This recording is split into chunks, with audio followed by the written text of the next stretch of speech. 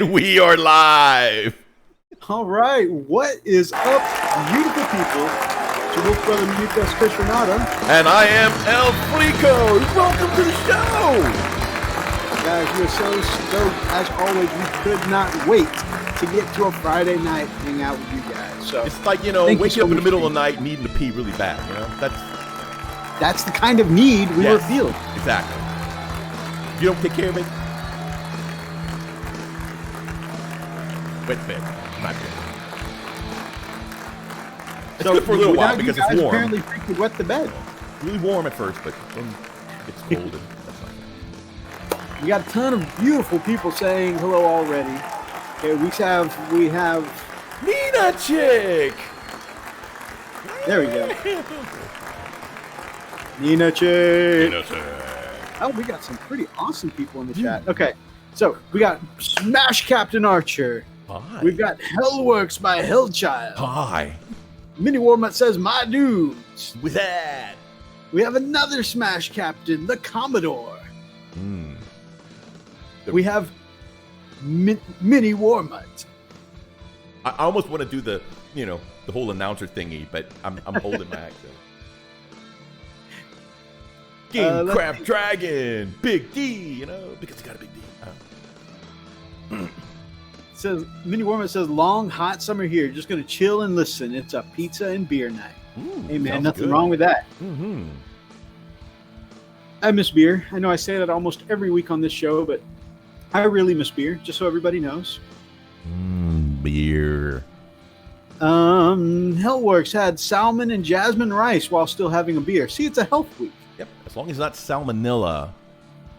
That's different. Oh. I like the Admech ponies, but I want beefy cyber thunderwolves. Yes, some Primaris thunderwolves. That would be amazing. That would be amazing. We've got the ultimate Wolf Lord Meeks in the chat. Archer had some homemade gumbo. That sounds delicious. And several beers. Everybody's making me so jealous. You know what? Screw the diabetes. I need beer. Apparently, Lily is against this idea. Yes. The overruled. Forge the Wild. Brother Atlas in the chat. We had a great chat about some airbrushes today. And I think we need to go back to doing some very, very beginner airbrush videos. I know we talk about beginner airbrush stuff on the show a lot, but I think of some very focused airbrush videos. Normally, they would be the kind of stuff like you showed me when you came over, to how the airbrush needs to be cleaned every time, what kind of consistency you need to get your paint to. Something you might knock out in the evening. But I think some focused videos, since we can't all just get together in one room, at the moment, some very focused videos might be good for that. Yeah, absolutely. We can do that. Happen. Good to see you guys. We got Lupus Canis in the house. For Ross. For Fendris. For the old father. Yeah, thank you. You got him started. If I were a betting man, I would bet the machine spirits were angry once again. Actually, we were just derailed at the beginning of the show is what it was. But everything is good. Commodore says, is it really a Frosted Swiss stream without technical difficulties? Really? I mean, you ain't wrong. You ain't wrong. Speaking of which, guess what this week was the anniversary of, Freak? Facebook reminded me that this is the week at which we had the failed Edict Beer podcast. Oh. It reminded me. Oh, wow. So, we redeemed ourselves the rest of the year. Yeah. We did. I mean, that's a horrible reminder. Hey, remember when y'all really screwed up? Yeah, here's a reminder of it. Enjoy. Oh, man. We have a chilling network brother. We've got Hobby Corner Kev in the chat. Hi, everybody, Kev. Welcome to Hobby Corner and our chilling network brother. Hello, Kevin. Oh, no, that's Kevin from The Office now. The Conquest King, the master of the mortal realms. Check out the Hobby Corner if you want to know anything about Mortal Realms. And, of course, Hobby Corner also covers or covered the Conquest. Also, a good friend of the show, Big Mac Dan Skull. They often work together on these different Conquest Mortal Realm style videos. One of my favorite rogues in all of D&D to work with, we've got Nina Chick here in the chat. Good to see you. I haven't seen her here in a while. Right. Yeah. We had breakfast for dinner. My wife and I call that Brinner, GCD. That's actually one of my favorite dinners. Oh yeah, Whatever. we've been making some breakfast Sammys for Brenner lately. Ooh. That the family absolutely loves, and I love Nom, making. nom, nom. Ooh. I like making breakfast burritos. Good stuff. Mm. Little eggs, some black beans in it. Refried beans. Yeah, salsa, some bacon. Ooh, Take Hot that! Corner Kev said it's Take that, 2:45 Libertor! where he is. It's what? Oh, that's early. 2:45 where Hot Corner Kev is watching us. He says, "Don't ask me why I'm awake right now." We won't. Man, we hate interrupting your sleep, man, but we're glad you're Thanks here. for coming by. Ooh, pancakes and bacon. Oh, definitely take that, Lipitor. Breakfast for dinner always feels like a treat. You right? It's like a Lucas hug. Cannon says, "Hiya, boys." Howdy. Yeah, Hobby Corner says he's always having to watch us the next day, so it's nice to catch us live. Thank Yeah. you so much. Don't sell it too hard, lads. Don't want to get in trouble for false advertising. Nonsense. Absolutely epic Mortal Realms and Conquest content. Hobby Corner. Pancakes and bacon, delicious. Sleep is for sissies. I feel like that half the time, and then I tank and need the sleep, so I become the sissy. I always feel like I'm going to miss out on something when I go to sleep, though. Isn't that silly? But once I'm asleep, I hate getting up. I can stay up for a long time, but iron within, the flesh is weak. You right? Man, we've got some amazing people here in the chat, and the chat is already popping. It is so good to be chatting with you guys. And you guys know, after a long work week, that's what we need, man, is to get down with the fam. Speaking of fam, Fly to the Phoenix says, "Hi, mini fam. Good to see you, Hi. Phoenix. You space wolves need extra wolves to ride to help you. We fists just need a bolter." I mean, It's like skeet shooting. Pull! No? Okay. but why are you named the Imperial Fists if you need a bolter? It's glorious melee combat, where true glory can be earned. I don't know. I mean, Shouldn't you guys be called like the Imperial Bullets or something? Imperial Bolters. Imperial. Hey, somebody did something pretty epic with a fist at one point. The Imperial Gunline. Oh. So the Imperial Fists refers to their pastime. Gotcha. Isn't there only men in the art? I was just curious. I mean, I don't judge. Not that there's anything wrong with that.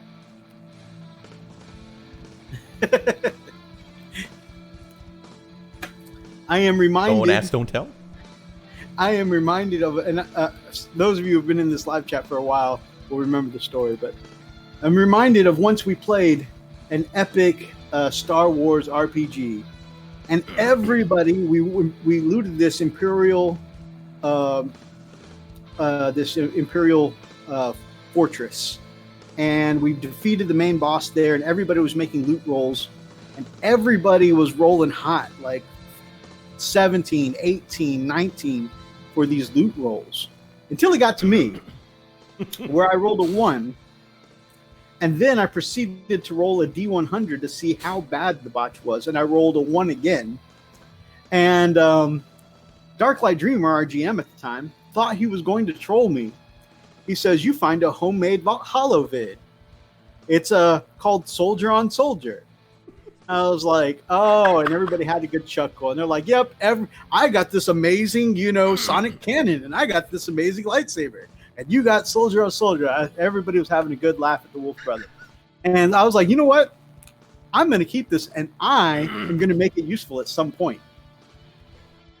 Okay, fast forward the rest of the game. This game went on for over a year, and everybody forgot that I had this in my inventory. And I had on my character sheet one holovid soldier on soldier.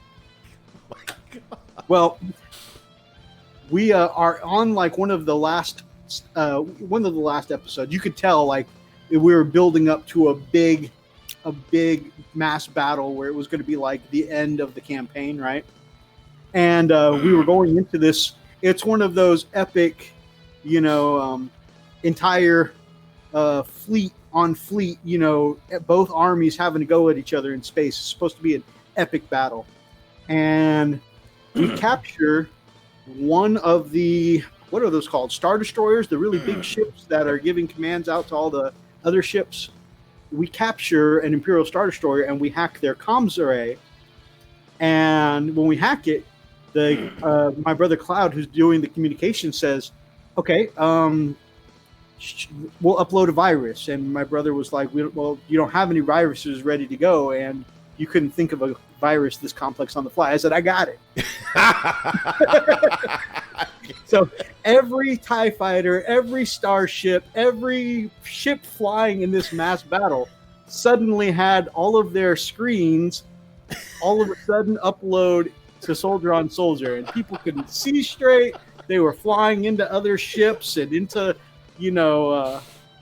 asteroids and into, the line of fire. And actually, that helped turn the battle to all of a sudden we were winning against the Empire. It was amazing.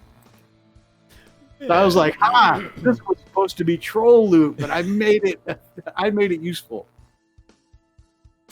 That's hilarious.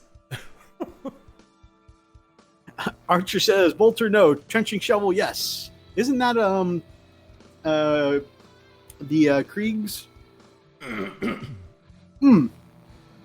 Another one of my favorite Australian channels, The Pale Orc, says, yo, yo, yo, yo, morning all. Morning. Pale Orc. Death Corpse of Krieg, there we go. Atlas says, I love RPGs. Man, doing some RPing, it's always the group of friends that you're playing with that really make the game. It really does. If Freak ever, stops working himself to the bone, I hope to get him back in the game sometime soon. Actually, we talked about that. I may actually get back in. I just gotta, I gotta really, make sure that I can commit to carving out some time, and that way I can be consistent. Of course. But yeah, I mean, if I can do that, man.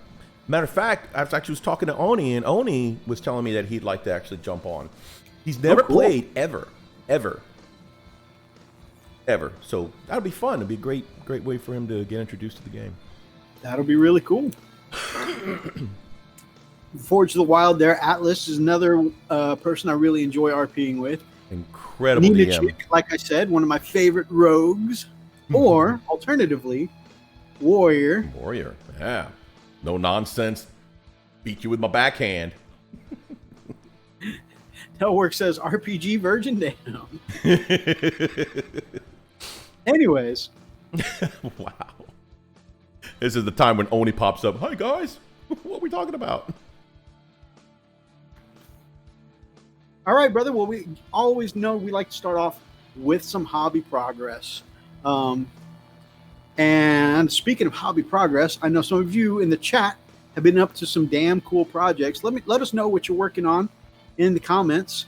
However, I know that I've seen some pretty cool stuff, like the Pale Orc there had his, what was that, a shotgun on bike or a mech on bike, I think. Is that very cool looking. Your conversions are always top notch. Benji heard his pop and came running when he heard you on the phone.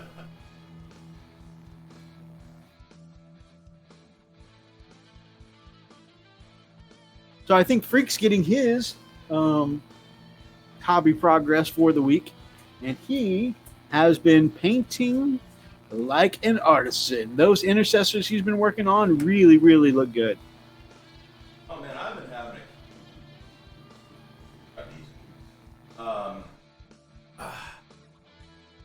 So if I'm walking a little tender here, is because I did something. I don't know what I did with my back. Twinged it, tweaked it, whatever. Hurts like hell. It was a lot worse yesterday.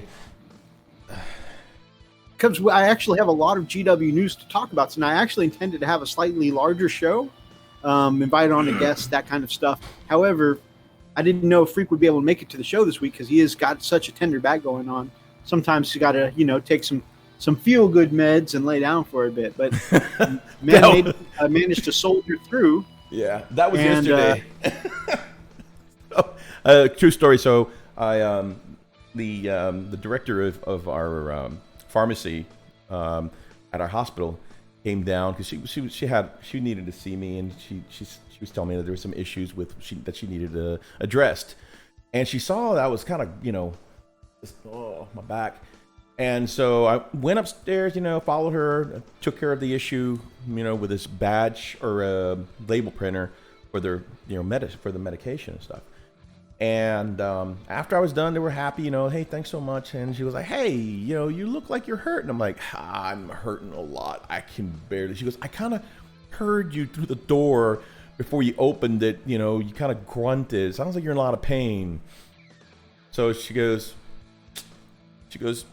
tells her technician, give him 800 milligrams of ibuprofen. I'm like, thank you so much. I appreciate that. And it didn't dawn on me what 800 milligrams of ibuprofen from the pharmacy was. So I just popped them right there. Oh, thank you. It was, And 2-3 hours later, my back didn't hurt as much. I'm like, wow, that feels great, man. And I also noticed, though, I was like, wow, I'm feeling pretty chill right about now. So I was talking to Nina Chick because she works at the same place I do, and she's looking at me laughing like, what? You're talking so slow. Shut up. But needless to say, I think I hurt my back during the crawfish boil last Saturday, and must have picked something up, and it's mainly my left side. But I got the TENS unit going right now, electrocuting myself, so it's all good. Meantime, yeah, man, I've been doing some hobbying like a freaking hobby junkie, bro. As a matter of fact, we had a little hobby hangout. Where does that remote go? What? Where does that remote go? Remote? What are you talking about? Who said anything about a remote? That little remote you picked up said you all feel good now. What? Are you reading that? That little white remote you held up a second ago? Oh, yeah. I just saw a wire. It goes down below the screen. I was just wondering. You said you're feeling good now. All you gotta know is I got a smile on my face. That's it. That's all you need to know. Okay. Yeah. It leads to an egg-shaped device. Oh, sure. Oh, now you're gonna make me bend over to get this. You did this on purpose. Oh. I didn't do that. Oh. Okay, so been working some more on my Commodore. Oh, you're gonna. Commodore says we need a GoFundMe for Freak's back replacement. Not surgery, just a whole back replacement. It's a bionic. Bionic. Hell yeah! I could be a real space marine. I really wish I could get one of those for my bad knee. Just totally go bionic. Yes, and Freak rolled the one. Thank you. Yes, thank you. Thank you. That's what happens. Phoenix happens. says, Freak, I'm a former pharmacy tech, and I'm laughing at this because I knew where it was going. Yeah. I didn't realize. I'm thinking, hey, it's just ibuprofen. Hey, what the? No big deal. Pop those two puppies.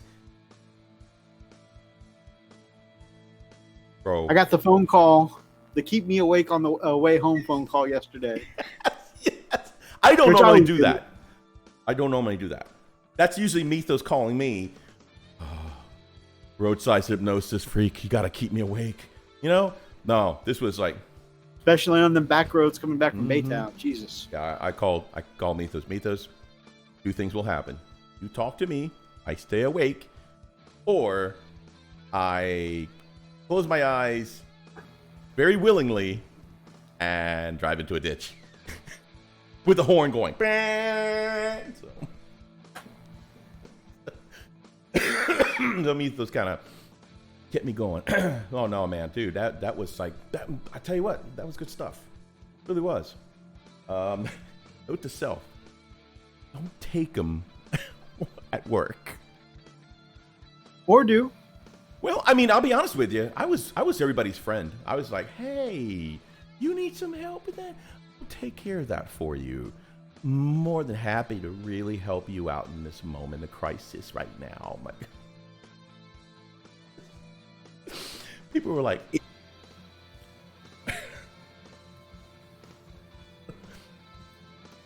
shout out to our amazing hobby fam, the Chilling Network. They just shared our live stream saying that, hey, we are live. You should come check it out. That's super cool. Thank you, guys. So Thank anyway, you so much. Real quick, guys, I've been working on my intercessors. That's right. Really doing some love on my intercessors. I've got 3 done so far. Almost done with the 4th one. Had a little hobby hangout with some of the buds on our private messenger page.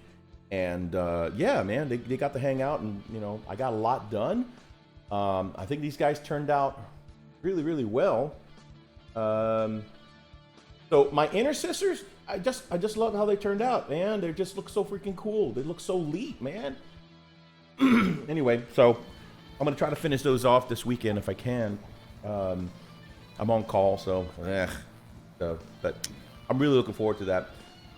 Because I really want to get started. I was really thinking, dude, I think I really am going to either get started on the Armiger or on the tank. The Sakaran. Sicarian, yes. The Sicarian, yes. So I really like the tank. I love the way it looks. I think it's so cool. I heard it's a pain in the butt to put together, though. I've heard so many horror stories, but I'm going to try. I've heard bad things. So I absolutely love the process for mine. I opened up the the nice shiny Forge World package. I looked at all the parts inside. I was like, these parts don't even look like they make a tank. I closed the box back up. Right. I shipped it to the Nerd Life, and it came back to me as a beautiful, and it was even primed for me tank. It was amazing. Like, ta-da! It was such a magical process. You're a magical process. Lady Dragon, good to see you, my friend. Hi. She says, "Oh gods, I just ate a black jelly bean." Medic. I'm sorry. I do not like licorice. I am not a fan. I'm not a licorice fan either. See, that is a bad joke. You put a handful of jelly beans in your mouth. Like, oh, this is great. You always find that one. Always. The second you look away from the bag. Yep. You grab it. So, Lady Dragon, I was watching both of y'all's shows this week, and I wanted to say about your Tuesday chat, I totally got the Fern Gully reference, even though Big D did not. I got the Fern Gully reference. In fact, that's a quote my wife and I say to each other like every other day. Like, I'm are you better sure? than you. Positive. Only fools are positive. Are you sure? Positive. That is a daily quote to each other. And then on the Thursday show, last night, I believe, maybe Wednesday, Thursday, I want to say, Big D's F It. I'm glad to see I'm not the only one who really just jams out to League of Legends music, because you were getting it, and I was singing along too, because I love those League of Legends songs. All right. Anything else this week, Freakalicious? No. Any more 7 Days to Die or anything? Actually, surprisingly, no. I really committed most of my week to hobbying. Honestly, Awesome. I've missed it. I've missed it a lot. I've been like, I even told you, it's like, dude, okay. And the whole reason why I had not been doing much hobbying is because when I get home after a long day of work, I'm just wasted, just tired. My mind just is not there for hobbying or for painting or doing anything. So I would just, veg out on 7 Days to Die and then go straight to bed after an hour. So I was just not feeling it. So this week has not been, knock on particle board, it has not been as bad. And it allowed me some time to really thinking, man, I really want to paint. I want to finish I want to really get my intercessors going. And really did. I mean, really put some work in. I'm the kind of guy that I think I've mentioned this in the channel before, but I don't do a batch painting style. When I do all the base coats, right? When you do the priming, the base coats, highlights, shading, all that, I do all that all together, yeah. But when I'm doing the detail work, I do it one marine at a time, or one unit, or one model at a time. I don't go from one to another, or do them all. Like if I want to do black, I don't do black all the way across the way. So anyway. So yeah, that's what I do. I'll just keep at it until I finish one, and then move on to the next one. And I mean, they've come out really nice. I'm super stoked how well these have turned out. So can't wait to be completely finished, and then I still have to do the basing after I'm done. So I'm not quite sure what to do with that. But yeah, so I'm thinking the armature or the Sicaran, right? Sicaran. I love that. Is my freaking favorite tank in the entire game. Sicaran. Anyway, so yeah, that's what I'm thinking of doing. So, what you been up to, man? What you got for Pochop? Well, before we go on to me, you mind checking to see what some people in the chat are working on? Yeah, let's see. We got anything going on here? What you guys been working on? Hellchild, I believe. Let me see. Oh, got to write the mouse here. This. Why did it do this? Oh no, where's the chat? Huh? What? I'm trying to open the chat on my phone. I did something stupid. I got you, baby. Sorry. Oh, live chat. There it is. Should I apologize for my singing? Of course not. Like I said, I was jamming out with you. You're good. Pale Orc, my man. I just grabbed your Mecha Dread picks, and I'm throwing them up in Art of the Week now. So whenever we get to Art of the Week, we will definitely check that out. I think Hellchild said that he was doing some conversion work. No, Hellchild conversions? What? I know. It's like, who does? Oh, Hellchild. Yep. I've seen him putting up lots of conversion goodness lately. They all look absolutely amazing. Yeah. Lady Dragon, I grabbed some pictures of that, by the way. We'll take a look at some of those later. But she finished all of her Stormcast Eternals, and now she's working on her Cornates. That's pretty cool. Archer is down with the Chaos because he is priming and base coating some more Raptors. Yeah. Brother Atlas is working on his Dreamforge. I kept wanting to say Dreamscape. Dreamforge Leviathan as it counts as Knight. And I bought myself one of those. It is a massive, big-ass kit. And it is easily bigger than a Knight. Is it really? It's a Leviathan? Yeah, it's a head and shoulders taller than a Knight. It's massive. He's working on his now, but he said it's not just a big kit. It's super intricate. Like hundreds of pieces. I think he is like basically Lego building a Knight right now. That's how many pieces he's working in.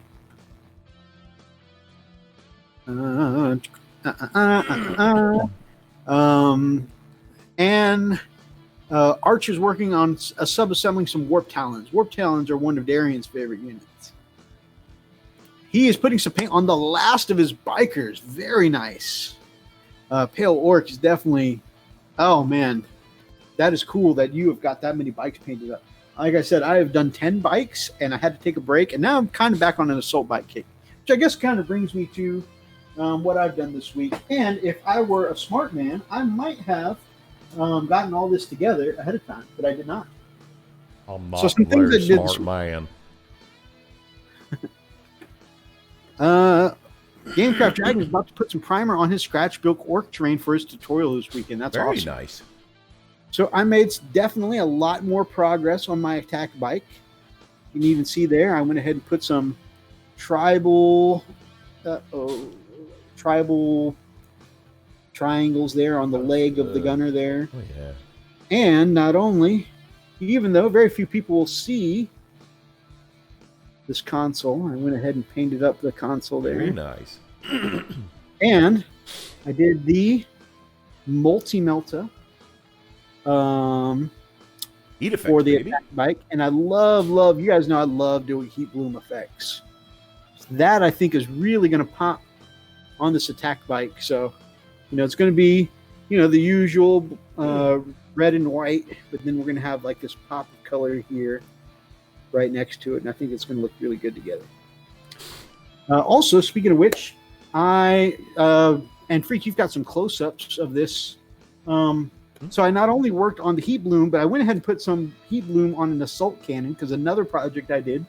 I've been playing about 2 or 3 games now, my land speeder illegally, and I didn't realize it, but when the new Speed 3 Codex came out, they took away my favorite build, which is the double heavy bolter option.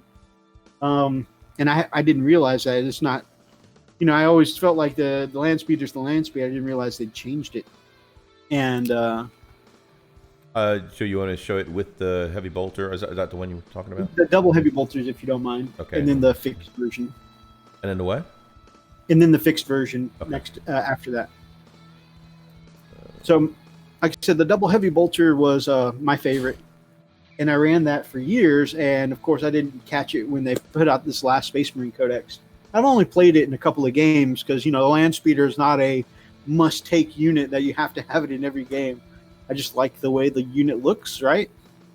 So anyways, I got around, and that was the double heavy bolter turret was already magnetized. So I got around to magnetizing the turret to a single heavy bolter, and then I inserted a magnet underneath so I could add the assault cannon. So now it's a legal build again. And while I was at it, I decided to go ahead and slap some heat bloom on that since I was already heat blooming the multi-melta. Okay. So that was a project. Try to see how this was the double. Hold on a second. There we go. All right, so that right there is the heavy bolter and assault cannon variant. See the single heavy bolter on top? That's all magnetized in. And so is the assault cannon underneath. That is, by the way, a pointing power fist. Just because I had to. So that land speeder was a rescue, and just the arm and shoulder that originally came with it. It was a used project I bought at first, and that arm was just so glooped up in primer that it was not salvageable. So I cut the whole arm off, and actually cut the heads off of both. Later, Nina Chick, it was great having you. I cut the arm off, I cut the heads off, and actually had to replace, some of the parts there. But I didn't have any regular arm that wasn't holding a gun, and I happened to see that power fist arm was pointing, and I thought it'd be neat to be like pointing out to the gunner on who he wants to light up. Why is he pointing to me? You know why? Oh, very nice. So that is the I guess doctoring, converting, fixing, making it a legal build. So that was cool. And then the next thing, I don't really have a time order. Actually, because I want drive me closer, so I want to punch that dude. Right. The next thing, and actually I want to ask if Brother Meeks is still with us in the chat, because if he is, that's awesome. Great having Brother Meeks around. If not, I'm painting up a surprise for him, a surprise-ish, and I don't quite want him to see yet. So, if he's not here, I'll go ahead and show you guys just a quick quick sneak peek. But the next thing I painted up, and of course we'll do some close-ups, is my orc. I did knock out my first test model for the orc, and I should say actually this is my first successful test model, because this is my third color scheme doing it. But I love this one. I love the real brightness that came out on this color scheme, and I actually tried a couple more muted tones. But what I love about this is doing goths, doing black and gray. It's such a muted color scheme, a dark color scheme, that I think I like having this extra brightness here, so that way the skin can really pop on these orcs. Yeah, they do, dude. It looks so good. And actually, you can see one of the things I really love is I love the rusty effect on the weapons here, and that rusty effect I think is going to be a major part of what I do. I think actually I might do a little video on that, but I actually had what I had in mind is the way Freak taught me to paint tank tracks, and I decided to apply that discussion we had on tank tracks and apply that to these rusty orky weapons, so that way they look more like sheet metal. Happy freaking Friday, X Gear Commander. Hey, X Gear. I'm not gonna lie. When I told him this, I said, you know what? I love the model. I love what you did with the skin. This is beautiful work. But the thing that stands out to me the most is the freaking weapon. Like, how did you make it look so real? And I was like, dude, that is just amazing. And he goes, oh, well, I'll just follow your tank track tutorial. What? What are you talking? What? Like, I was so incredulous. Like, no way, dude. Really? You did this by watching that? Oh wow! Like, this actually, I swear, it looks like unpolished and partially rusted metal with the shiny, look like it was sharpened edges. Where it's kind of off. This is just I freaking love this. Thank you very much. So I know it's bad to toot your own horn, but don't get me wrong, like I said, I had 3 failed attempts before I got to this one. But once I got to this one, man, I love the scheme that I cooked up for my orc. So I'm looking forward to applying. I do like that. That's a good sample to go off of. So that's your prototype then, yeah? That's my prototype. Dang, man. Kaiju, good to see you, my man. Gorgeous, dude. Thomas says I've worked on these projects in tandem. Drive me closer. I want to punch that orc. So, one other thing I'm going to be doing when my Vallejo Muddy Earth or whatever gets here tomorrow, is I'm going to do up this is my test piece. I'm going to do a test base. And I think tomorrow, actually, I'm going to crank out a couple more of these and get a couple tutorials out of doing how I do orcs. Because it's crazy. This is my first successful orc ever, and I've actually had quite a few questions on how I did this. So, if it's something I can share with people, then that'll be great. And like most of our tutorials, I'm going to toss it up over on Patreon first. And then it'll make its way over to the YouTubes eventually. But that is another thing. Plus, I have not seen a response from Ultimate Wolf Lord Meeks. And if you are watching, love you, brother. However, I just want to give a quick sneak peek. This is another thing I've worked on this week. And that is possibly one of the best space wolves I've ever painted. I really pushed myself. I want to do a good job. And this is for, a friend and patron. That looks gorgeous, dude. And I really love how the shading on the jump pack came out. Oh yeah. It really gives those it's that right kind of blue, that not that eggshell, but more the Viking. You know what I mean? That Viking blue. It looks good, dude. I like how the shield came out. It's hard to see it on camera. I think I have a pic of that. Did you send me? I'm gonna try sharing that one. Yeah, the top half of the shield is actually lighter and brighter than the second half of the shield. because I intentionally went in with a darker paint and shaded down the bottom here.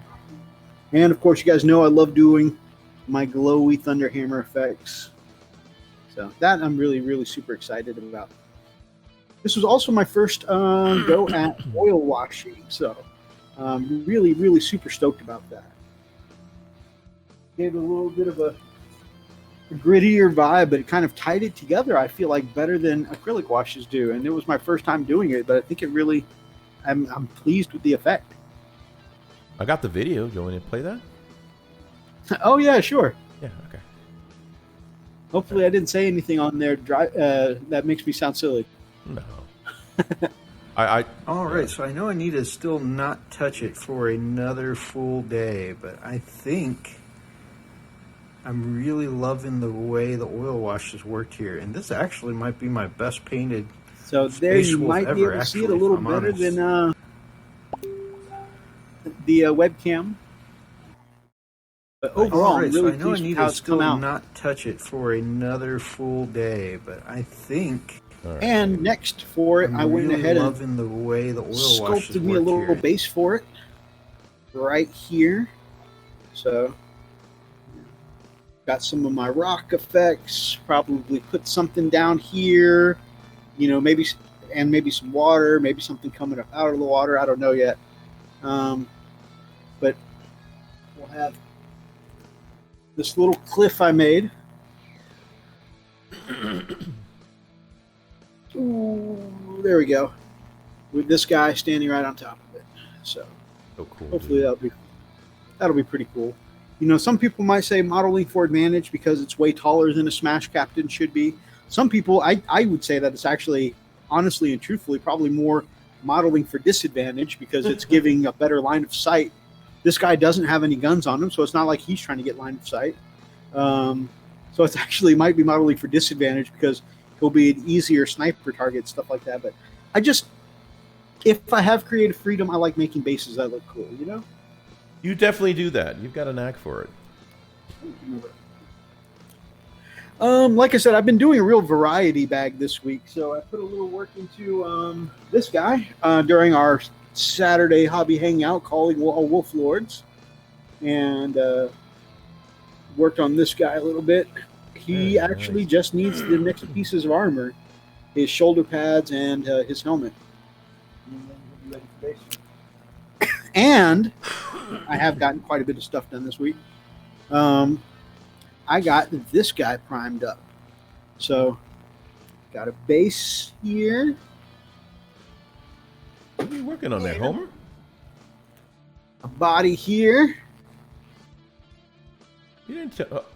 Oh, yeah. I forgot about that thing. Invictor Tactical War Suit. Yeah. I And forgot you were working on that, dude. Oh, wow. That looks cool. that'll be cool. I added the canopy on this, although I want to pick your brain, Freak, since you're such a phenomenal airbrusher. Okay, I know I've been constantly getting up to get models for Hobby Update this week, but I want to pick your brain, if you don't mind, Go for it. because you are such a talented painter. And I actually put this up on the Edict Beer group, and so far, I haven't gotten any good straight answers yet. Really? Nobody's bit? So, huh? Nobody's bitten, huh? Yeah, so Huh. something this really incredible YouTuber named Freak from Frosted Fists taught me how to do this in a tutorial that you can find probably in on their YouTube channel. And I love these reflection lines here, right?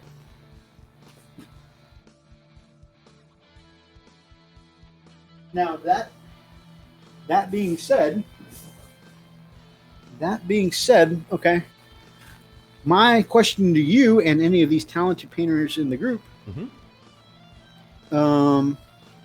what direction would the angles be on all these individual frames? Would it just be like a diagonal line this way and this way and then this way again? Would it just be a bunch of diagonal lines? Would it be with 3 diagonal lines, one on each frame? Would that be too much? Okay. Would I do diagonal lines again here on the side frames? My opinion, you want your diagonal for sure, because your light source is coming from, if it's top down and it's going to be on a slight angle, because here's the thing, your reflection has to be somewhat consistent with your highlights, right? So if you highlight from top down, you can kind of imagine that your light source, say, okay, here's the model, here's the light source, all right? And so if it's at an angle, then your reflection is going to kind of be long ways at a slight angle. So you want to do maybe two long, like that. So instead of being perfectly diagonal, maybe more tilted like this. Yes, yeah. So you don't want them. You don't want them. You don't want them at a perfect. At an exact diagonal. You want to definitely kind of like run long ways, but at a slight.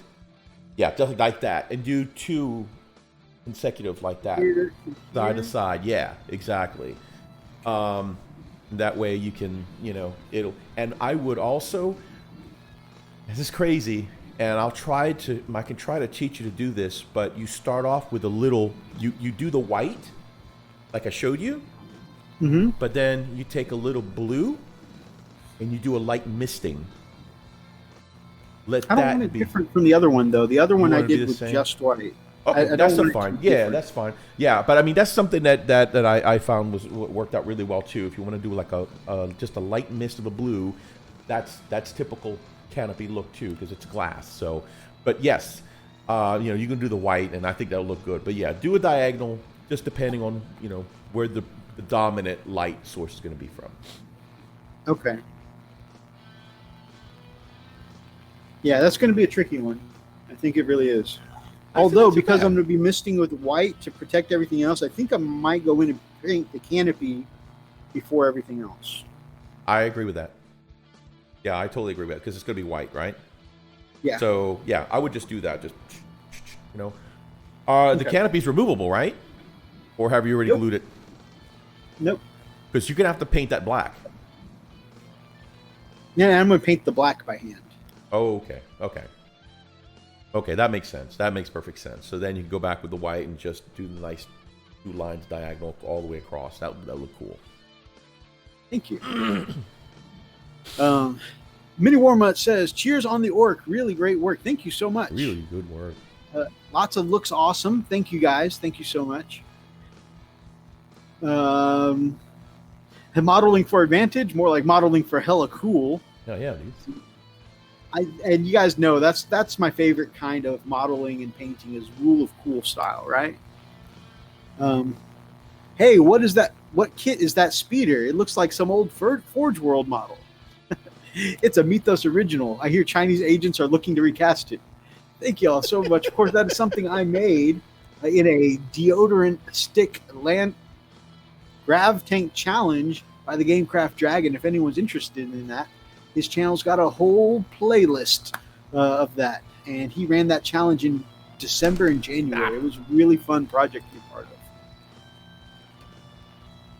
Meandering Shade says, hello, you beautiful people. This is just a flyby greeting. I just noticed you were live as I was turning everything off to go to bed. Keep being awesome, hobby bros. See you around. Thank you so much for popping in, my brother. Yeah. Really appreciate you dropping by. You did one of your lines. Hello, you beautiful people. The lighter the green, the younger the orc. How about that? I didn't know that. I didn't. Oh, okay, so I told you I was thinking about doing I had a theme for my orcs last week. I've totally dropped that and changed it. Because of my love for some of the MMOs I've been part of. Now listen to this. So Goths are a very Malay-focused faction of orcs, right? Well, I think I'm going to throw a nod back to my WoW playing days. And on my HQs, and maybe even some of my boss snobs, I think I'm going to throw a white wolf pelt on with maybe some light blue undertones and call my Goths the Frost Wolf clan as a throwback to WoW. Cool. That's different. Huh. That's interesting. When we were playing WoW, man, I remember I grinded Yeah. so many days to get my Frostwolf mount. So many days. I had to get the Frostwolf mount and the Black Wolf mount. Because, Wolf Brother, right? So many days, so many days in PvP to get those damn mounts. But I got both of them. I even got the Frostwolf title over my head.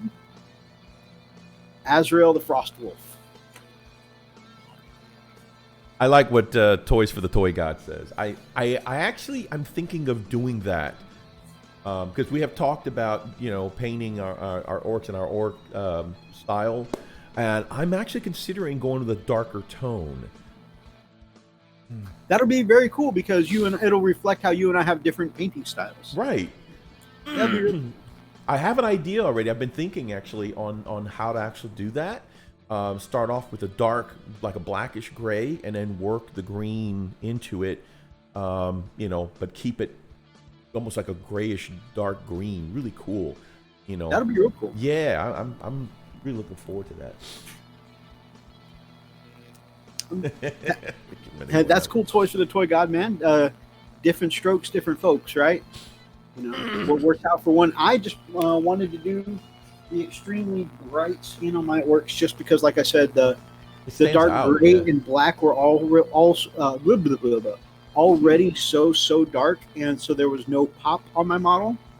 And so I wanted, since the gray and black scheme of the Goths was dark, I wanted the bright skin tone and to offset it really. So, and like I said, that was my third attempt at a color scheme. At first, I tried the GW formula of Wog Flesh and War Boss Green, and I didn't care for it. I tried a darker scheme with Caliban, and then I tried one that was closer to one that Sputicus did on one of his live streams, which is phenomenal. I love the way his orcs look, which is more of a fleshy color orc. However, because I'm probably going to have like 100 orc boys in this army, and that's just the troop choices, and then probably another big band of 30 storm boys, I wanted something I could knock out quickly with an airbrush. And I attempted, that was my last failed test, was I attempted to do something in the more fleshy kind of orky color scheme with an airbrush, and I'm sure somebody with a more refined touch with an airbrush could probably get it, but that was definitely not in my skill set. But overall, I ended up liking the way the dark colors and the bright orc skin looked on my model.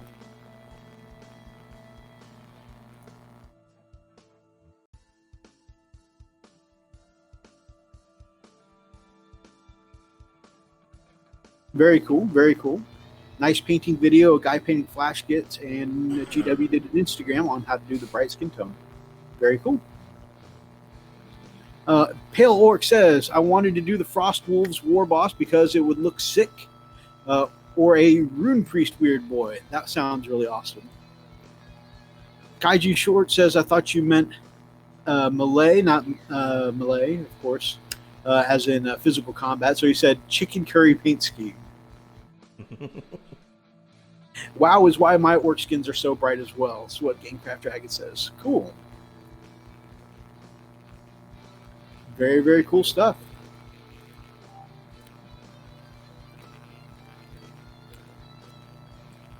All right. Dude, I'm loving my intercessors. I love how they turned out.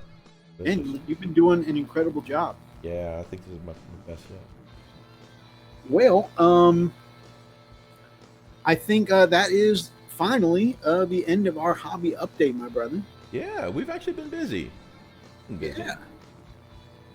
So shall we go on to some of our main topic? Because we have so much Art of the Week because we didn't do Art of the Week last week. We've got pages upon pages of Art of the Week. So before we do that, let's blank out the last thing just in case. Just in case that goes on long, which it very likely may. And we'll start with our main topics first because we got some things to talk about. Before that, though, you want to invite on our friend Chaplain Emo. Yeah, I think we got a special Chaplain Emo. That we haven't seen him in a while. He wasn't on last week, and I promised that we'd bring him back. So yeah, I think it's worth. I'm looking at a message from him now. Chaplain Yeah. Emo says, "Decode my transmission. I'm trying something new this week."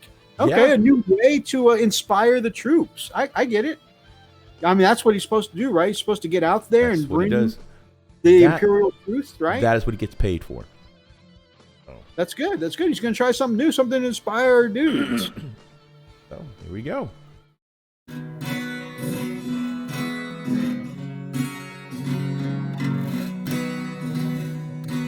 When you're going into battle and you don't know how to feel, just count on Chaplain Emo and his joy will make you squeal. So when the world is you down, you want to scream of, just listen to the words of Chaplain Emo.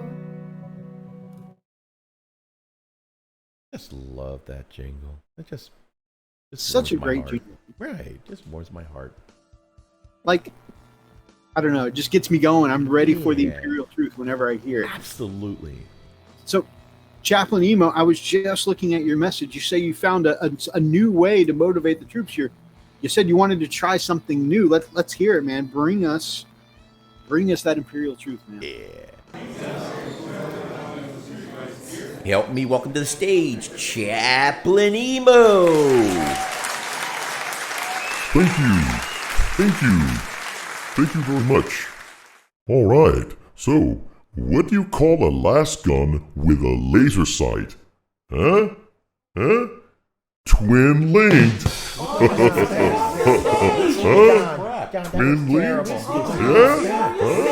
Huh? Yeah? Now that was uncalled for. That was uncalled. He's tried. not wrong. No, he's He's not. not But and he tried. What's it good? Beer bottle throw. Golly, you were there, weren't you? He's one of the hecklers. God. Poor I love it. Chaplain. Kaiju says, "I get it." Hey, bro, you got any pics of those intercessors you've been working on handy? Because Toys for the Toy God says show intercessors. Let me see if I can take it real And man, quick. you guys, if he has a picture handy, you guys are in for a treat. If you didn't see him last week, his intercessors literally look like Bumblebee. Like they just are awesome. So say something while I do this. Say something while you do this. Okay. Say something So- or I'm giving up on you. Sorry. While he looks, I do want to say that Mini Warmutt there just reminded me. He says, "Oh yeah, I purchased Blackstone Fortress, which is awesome. That is Congrats, awesome. dude. It's actually something I was really interested in, maybe playing with the fam. I might have to get that at some point. But something I did get, by the way, congrats on Blackstone Fortress. I got my Prophecy of the Wolf ordered, and it should be here tomorrow. My name is Mythos Kishranada, and I'm 30 years old, and I've got a basketball game tomorrow. I'm not really 30. I just am quoting Jenna Marbles there. All right, so I'm really stoked, guys. I've got my Ragnar Blackmane coming in. I've got some incursors that are going to go in my white scars, and then I accidentally bought an orc army, guys. Just oh man, can't believe I just doubled my orc numbers there. Phew. How did that happen? I have no idea. Thomas, what you swearing about, man? What upsets you? I'm so What upset cranky. you? Lily's gonna kill him. No, actually, Lily was super cool and actually gave They're me all her worried blessing. about you, bro. Mini Warma says, "Wog, Mythos, you filthy grot, awesome." Thomas says Ragnar hasn't arrived yet. That's why he's swearing. Oh boy. Yeah, I was one of the people helping overload the American servers whenever Oh, you were that guy. whenever GW went back live this week. Now taking American orders. Give me Prophecy of the Wolf, please. Give me Prophecy of the Wolf. Just tapping the button over and over and over again. Oh, you were the one spammers. Jerk. I'm like, give it to me, give it to me, give it to me. You know, pressing the button more times won't make them give it to you faster. Give it to me. Give it to me. You're one of those guys that do that to the elevator, don't you? Smash, smash, smash, smash, smash, smash. I am one of those people at the elevators. God, that's it. Only if I'm in a hurry, though. I'm not always that guy. I actually used to be that guy when I was actually an officer and I was on foot patrol a lot. However, as a manager, oftentimes if I'm waiting on an elevator, it's just, okay, hit the button once and check Facebook. Check YouTube. Check Instagram. Okay, so let me... Life is a lot different as a manager than it was as an officer. Week. Mythos accidentally ordered 37 copies of Prophecy of the Wolf. Click, click, click, click, click. Mythos? This is Lily. Mythos, why is our credit card completely maxed out? Our credit limit's completely gone. Although at the rate that Gaz is selling online, I could probably recoup most of that money, let me tell you. No, this is true. I've seen Gazgul going for 60 to 75 bucks a pop Holy crap. and actually selling. Okay, come on. Come on. There we are. Not that I'm going to do that. Like I said, I just doubled my ore economy. Mythos, why is the mob here? We're looking for Mythos. He owes us some money. All right. You all right, bro? You okay, dude? I was just looking at Kaiju's comment of, I was just taking a sip of coffee, right? When I read Kaiju say, I just get in the elevator, push out the person I don't like, press the button once, and maintain eye contact. God. I had just taken a sip of coffee, too. I almost spat it right over the screen. So that is his newest work on the Intercessors. Although from straight on, you don't get to see the shading that well, but check out that angle. Love, love, love those reddish Why is it chocolate. not updating? Hold on. It Error, just YouTube's updated. not receiving enough video to maintain smooth streaming. Stupid. Do it. God. Bit stream is lower than the recommended bit. What are you talking about? It's not support club. Oh, come on. That'd be free. Remember what Commodore said? Yeah. It wouldn't be a Frost and Fist stream. You ain't lying. That's Dude. some technical difficulties. Come on. Let me make sure. Close that. No, it's okay. No. All right, let's see. I think we're good. Hellwork says another reason to take the stairs. Man, when I was doing foot patrols, though, it was in the high rises, and taking the stairs just for the hell of it on a 50-story building is just no.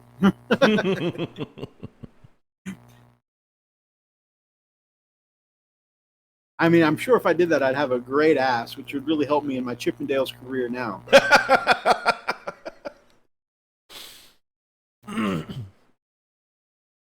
I love, love, love the metallic faceplate and the glowy blue lenses. It looks so, so Bumblebee-ish. Yeah, I'm pretty stoked. Really liked it.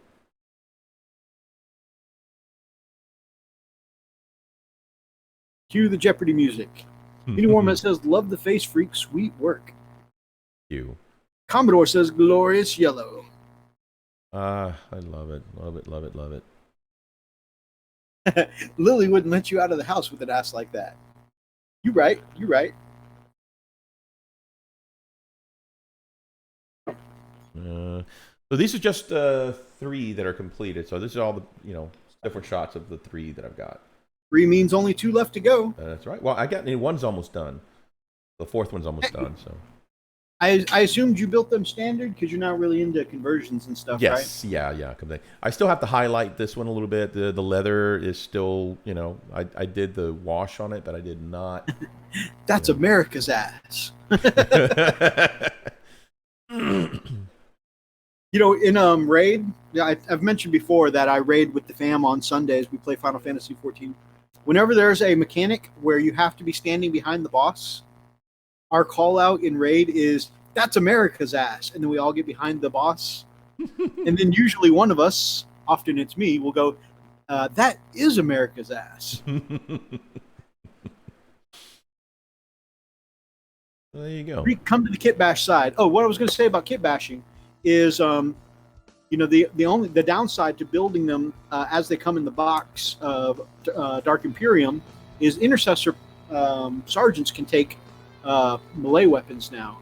So you could actually get the sergeant's 3 attacks with a thunder hammer, power fist, power sword, any of the good stuff now.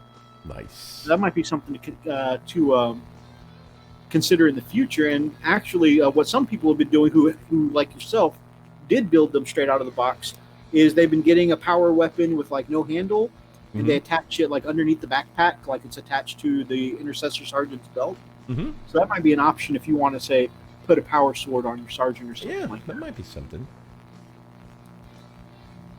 Yeah, no, they turned out pretty nice. I'll put some finish. I got a little cleanup to do here and there, but I like how they turned out. So I like them.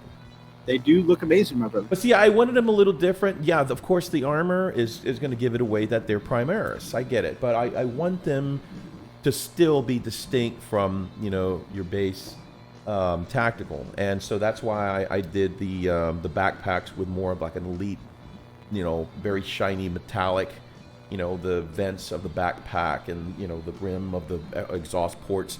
All those, just really speak. Hey, we are not just your regular Joe Schmo, Marines. We are elites, So I love that. Love it.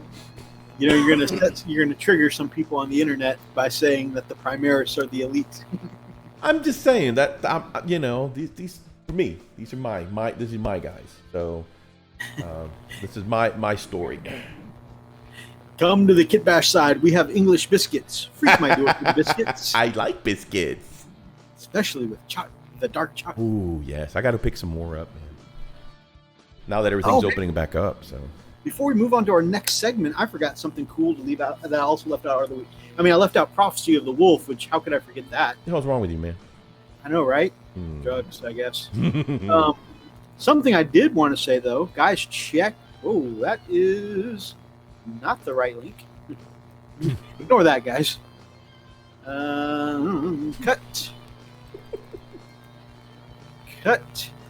Oh, so big announcement, guys. We are really proud. Yes. This is like our first, maybe second official sponsored anything.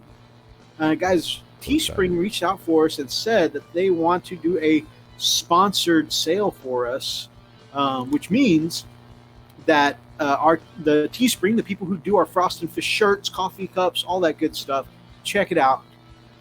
They said that they want to do a sponsored discount for us this weekend. So anybody who goes in and buys any of our Frost and Fist gear, T-shirts, coffee cups, or whatever, they want to give a 10% discount to you starting this Saturday and Sunday, the 9th and the 10th.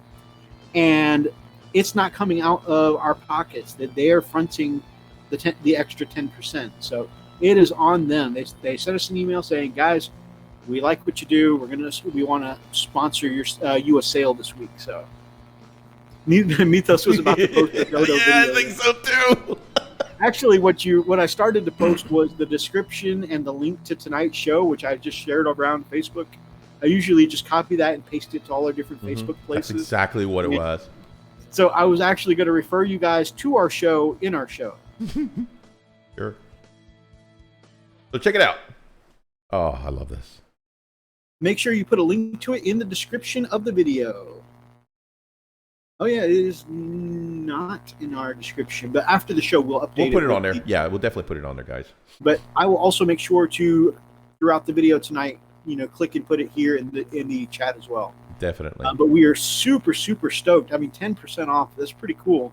And like I said, they said that they didn't want it coming out of and they are fronting it to us. And I mean, for us to have a sponsored anything, I mean, I think that's just absolutely crazy. That is crazy. I know. Look at all the cool stuff you can get, man. This is so neat. Oh yeah, that's right. I forgot you wanted to roll through our store and show Yeah, people some stuff. yeah. Yeah, I love. Right. I don't know why, but I love that black background with our logo with the white handle. That Yes. black and white. That's I don't know, yin yang sexy. kind of look. Yes, I love that is just gorgeous. That's just gorgeous. I love that. this weekend. By the way, Freak, if you get time, I'd like to do our 700 subs giveaway video. That'd You be cool. know it. Yep. I don't know. Said we're good with that, dude. There's We so are much really actually- cool stuff. They also do wall hangings, and since Mhm. both of us have blank space behind us when we film, like right now, we're getting a couple. We've got a couple wall hangings that are going to go behind us. They got all kinds of stuff: posters, cell phone cases, socks. Actually, I kind of want some Frosted Fist socks now. Mhm. I don't even really wear socks that often. They do blankets. And you can get from different colors. Oh yeah, You know? we've got a couple different ones. You'll see though that I stuck with mostly the darker colors because Yeah. trying it out, our logo, that dark teal color, did not resonate very well with the lighter colors. I like how that one worked out. The navy. Yeah. Everyone needs socks. I will definitely get some socks, my man. Oh yeah, let's look at the socks. We Okay. also got some samples on the way, so Freak and I will be wearing those Oh yeah. here shortly. They're scheduled to be here on the 20th. I wish And, we of course, had. I wish we had them in like briefs. You know, we should get Frosted Fist underwear. That, you know. Also, we've got a couple coffee cups coming. So when we do our giveaway, which I said we're going to try and film soon, but when we do the giveaway, that person will be getting a T-shirt in whatever size they ask for, whatever color they ask for, as long as it's one that we sell. Yep. That long sleeve shirt looks pretty sharp too. Doesn't it look good? The hoodie, I wish they had a zippered hoodie, but the hoodie looks really good. I love the hoodie. Oh, I love the gray. The gray. Oh, dude, the gray looks so cool. Yeah, I think my favorite's still the black, just because it makes the logo really pop to me. It does make it look pop. Yeah, but I mean, I love this site. It's freaking awesome. Coat bags, pillows, guys. If you need a pillow for your lower back when you're doing some late night Yeah. hobbying, Hell yeah. I know none of us want to admit to it, but we ain't as young as we used to be. Right? So Wait. after hours of sitting at your hobby desk, bent forward a little bit, doing some painting, you could probably use you a little Frosted Fist pillow at the small of your back. Heck saying. Why didn't I order me one? Anyways, And if you got a phone, hey, no problem. Got your phone case right here, baby. Your iPhone case right here too, baby. We're not discriminate. really, really, really cool stuff. All the different phones, like iPhone 8 Plus. Bam.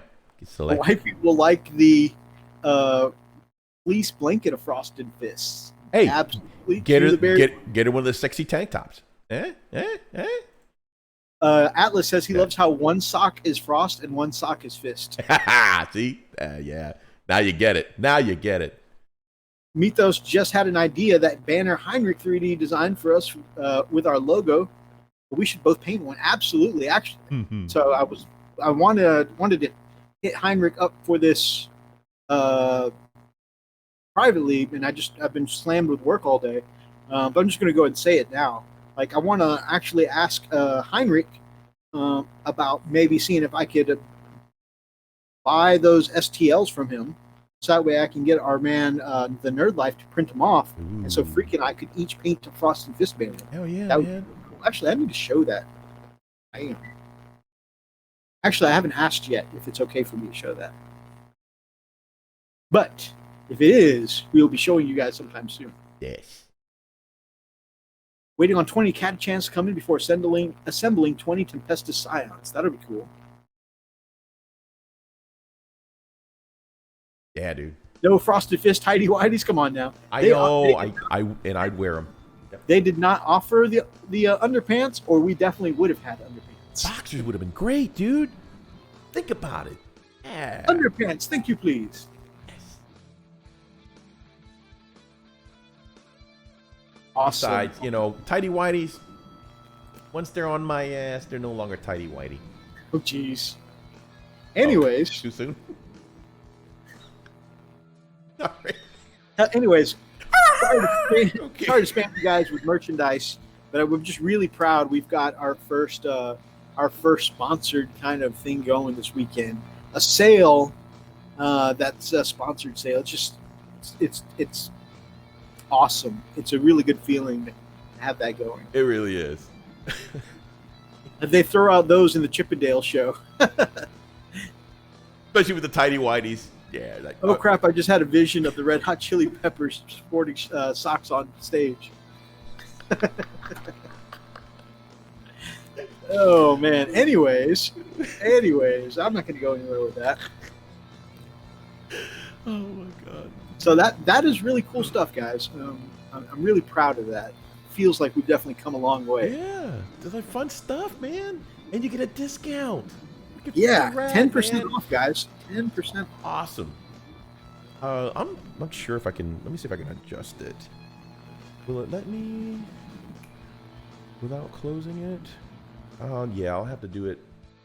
No, I can still edit. Let's see if it'll let me do it. Yes, I can do it. Let me get the link, and I'll put it in the description. Let me see. You put it in. Where'd you put the link at me? Could you send it to me, quick? Absolutely. Mythos. And I'll throw it in there real quick. No standing up in front of the camera during the live streams. You stay seated the whole time. No guarantees. Sorry. Let's see. Copy. Link address. Just to paraphrase a little bit of Lonely Island here, we could turn it into helicopter socks, helicopter socks, helicopter socks to impress the chat. Helicopter socks. Although, I mean,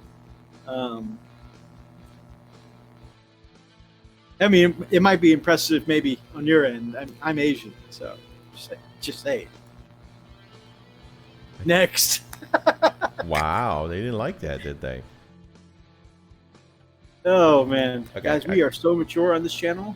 Hey, only professionalism. I'm about to say that's the professionalism that they come here for. Right? Okay, I think that did it. So check it out. See if that updated, guys. Let's see. Close the live chat. All right, so Didn't update. No, I didn't update. Close it. slap the forward assist, dudes. I need to step away. Wiggle it just a little bit. Oh yeah, it pulled up. Yep, it updated. Oh, nice. Yep, there's a link. It's So we merch. hit the refresh buttons. Yep.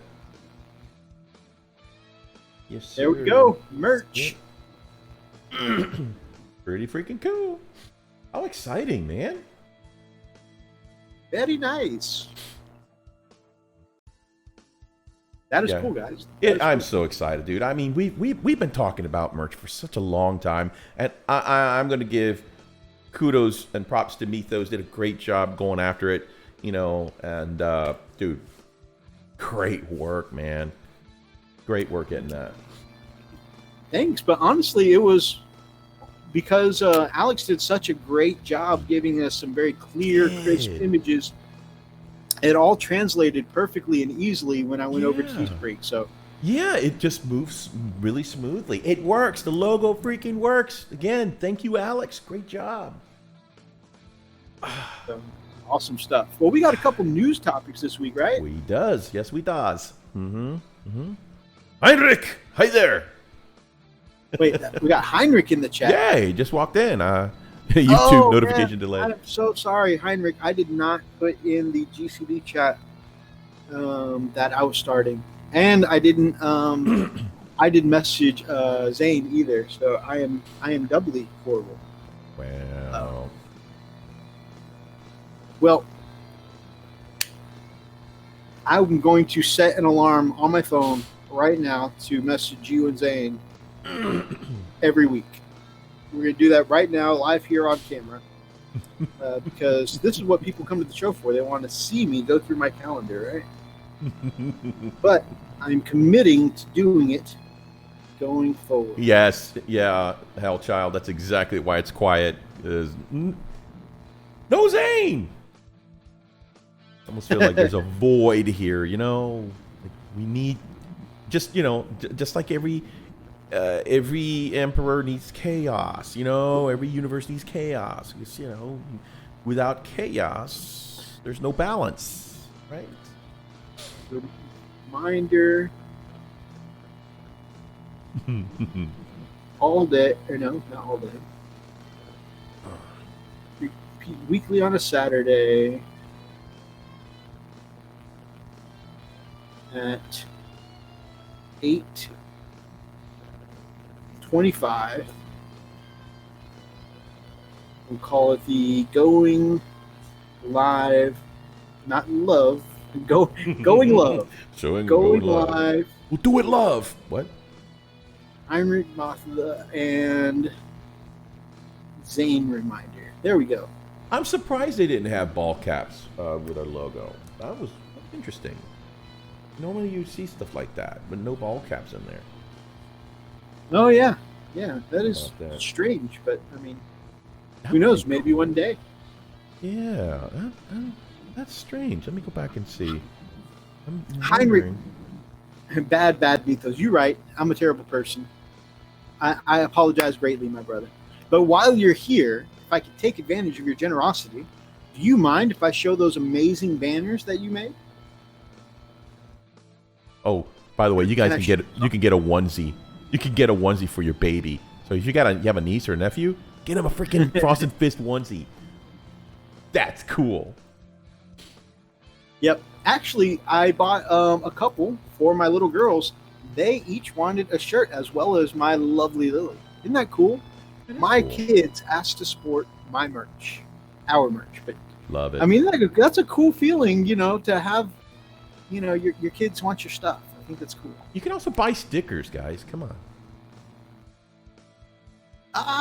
We are more than welcome to show the share. Sweet.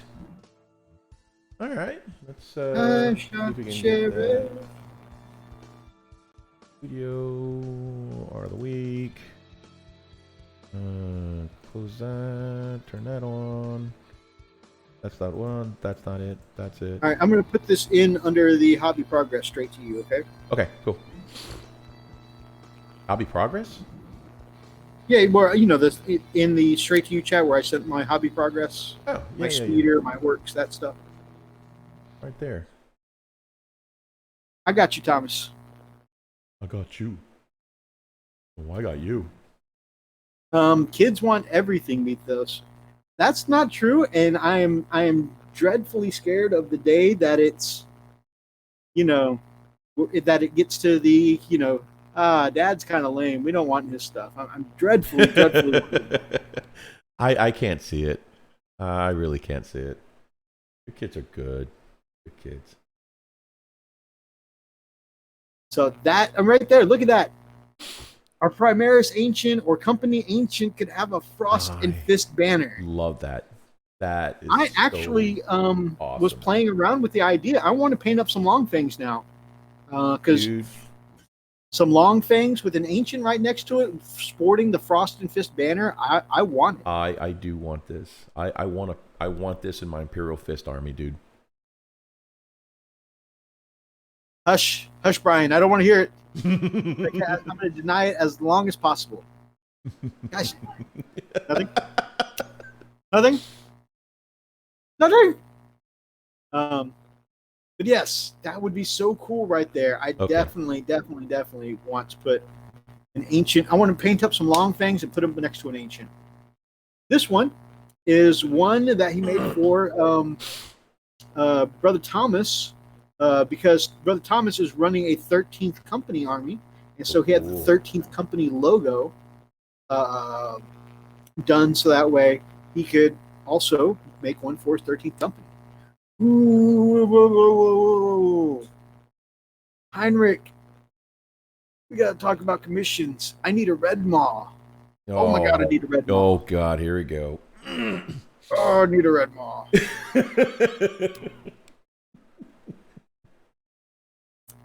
Okay, see. Oh boy. until daughter Oh boy. brings up marriage, and that's Oh. when we get lame. Oh boy. Gotcha. See, that's not going to happen though, No. because I told them they're not allowed to date until they're either 60 or 65 at the earliest.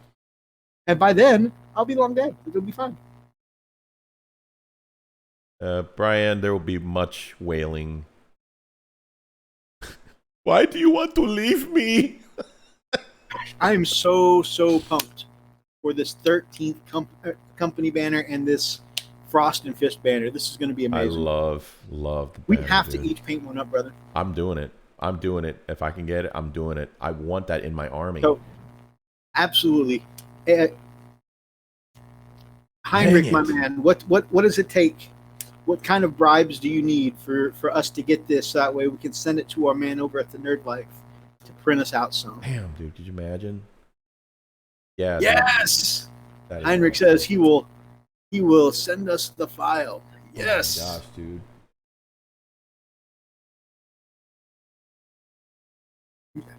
I am so sorry, Mini Warmut, and that is, I can't even right now. Hey, That is amazing. All right, let me just do this because this is getting crazy. All right, so straight up, I got 3 daughters, free, grown ass daughters. They all moved out. They all done moved out. They all married, and I'm like, freedom, freedom, freedom.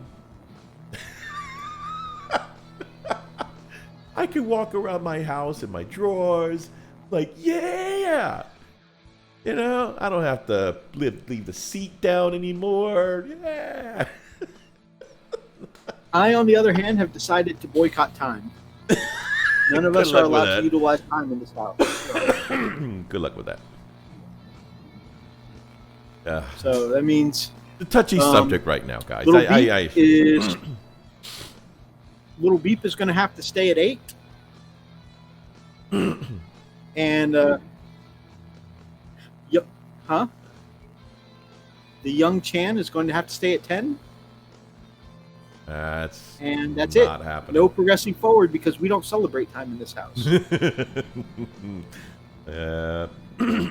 Huh? Well, you can't go out of the house alone because you're 10. So good luck with that.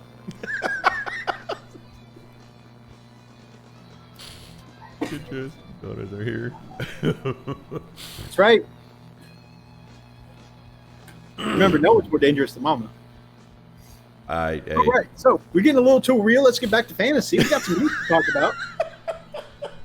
God. Knock, knock. Freak address. Your daughters are here. Crap. No.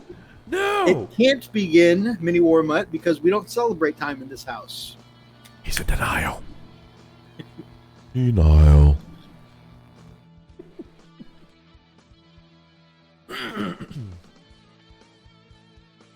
All right, so we're moving on to some topics of the week.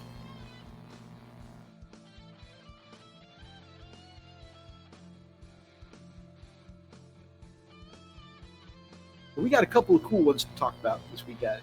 Yeah, man. We got a lot of good stuff.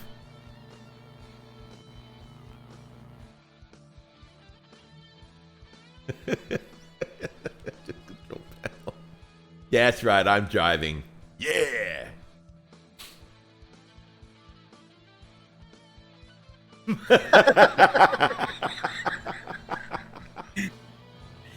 Come. Could you imagine, like, do that, but with the Godfather thing? Come on. Come in the house. Come on in. Sit down. Sit down across from me. We're going to play some Warhammer. And I stand up. No pants. I'm imagining it with Bad Boys 2. Oh, yeah. Wait till the daughter leaves the room. Yeah, come here. Let me talk You've to been with the man. You want to? you. What do? Oh, Bad Boys 2, such a good movie. Yeah. But no, I'm Heinrich thinking, often says just swinging free. yeah, just stand up. Come here. Let me shake your hand. All right. Good. All right, sit down. Don't mind me. I'm just comfortable. It's comfortable here. You know, I got a little fan blowing because I get a little warm, so I got a little fan going here. So yeah, just don't worry about that. Don't you smell something? Don't worry about it. Forget about it. Just let it happen. Yeah. Yeah, he'll never come back. Never. Neither will my daughter. All right. Movie red one. You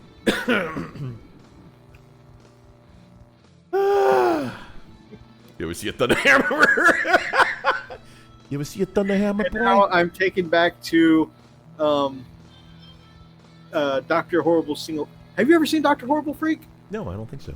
Oh my god. That is how we have to rectify that. I think you would really get a kick out of it. Actually, I think it's off Netflix now. I don't know where you can see it. Might have to check the YouTubes. Maybe it's on Hulu. Oh yeah, I have no idea where we can I'll find have this. to try it. I'll have to look it up. I've got all kinds of stuff on my Xfinity thing now. But I do like that. You ever see a Thunderhammer? Here, let me show you. And I stand up. Sorry. Oh man, we have to watch Dr. Horrible's. Eh. You got to see it. Okay, seriously, topics. We've got like 6 topics to get through, and some art. Well, let's get going. Come on! Oh my God!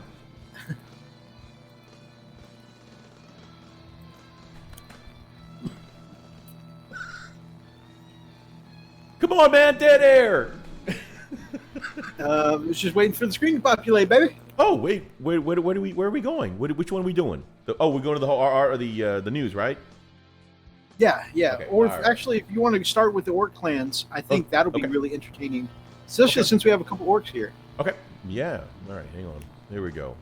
All right. So one of the topics I picked out for this week is I obviously am going full on with Goths right now. I'm really stoked. Roxas, baby, what's going on, my brother? Hello. And so Blood axe. I've definitely decided that my orcs will be Goths, and going with the whole WoW Frostwolf clan kind of feel. And that being said, I've been curious about how Freak might paint his orcs, and of course we discussed earlier that With an he's airbrush. gonna that he's probably gonna go with a darker orc scheme, which will be cool to see the contrast between my bright WoW orcs and his darker, more hardcore looking orcs. But also, with me going with the black, gray, and white of Clan Goth, what might he paint as his color scheme? And we're starting with Brian's blood axes. So you look and you see some red there, Freakalicious. Mm-hmm. And this is their clan culture. Now, clan culture, by the way, is like their for Space Marines. They're called I just blanked all of a sudden. I blanked all over too. Chapter tactics. Oh, okay. So these aren't very liked by the other clans, but yeah. So there's an example there. They've got some of the darker kind of khaki looking pants there. They're wearing a lot of red, a lot of red armor you can see, and you saw a lot of red equals well, giant pauldrons. You're right. And actually, when I start doing war bosses, I might have to throw some giant pauldrons on my WoW style orcs. Later, Atlas, man, thanks for being here. Hi, buddy. Go back up to the clan culture. Okay. Is it? So these guys are considered here? the sneaky guys. Yeah, right there. Okay. Clan culture.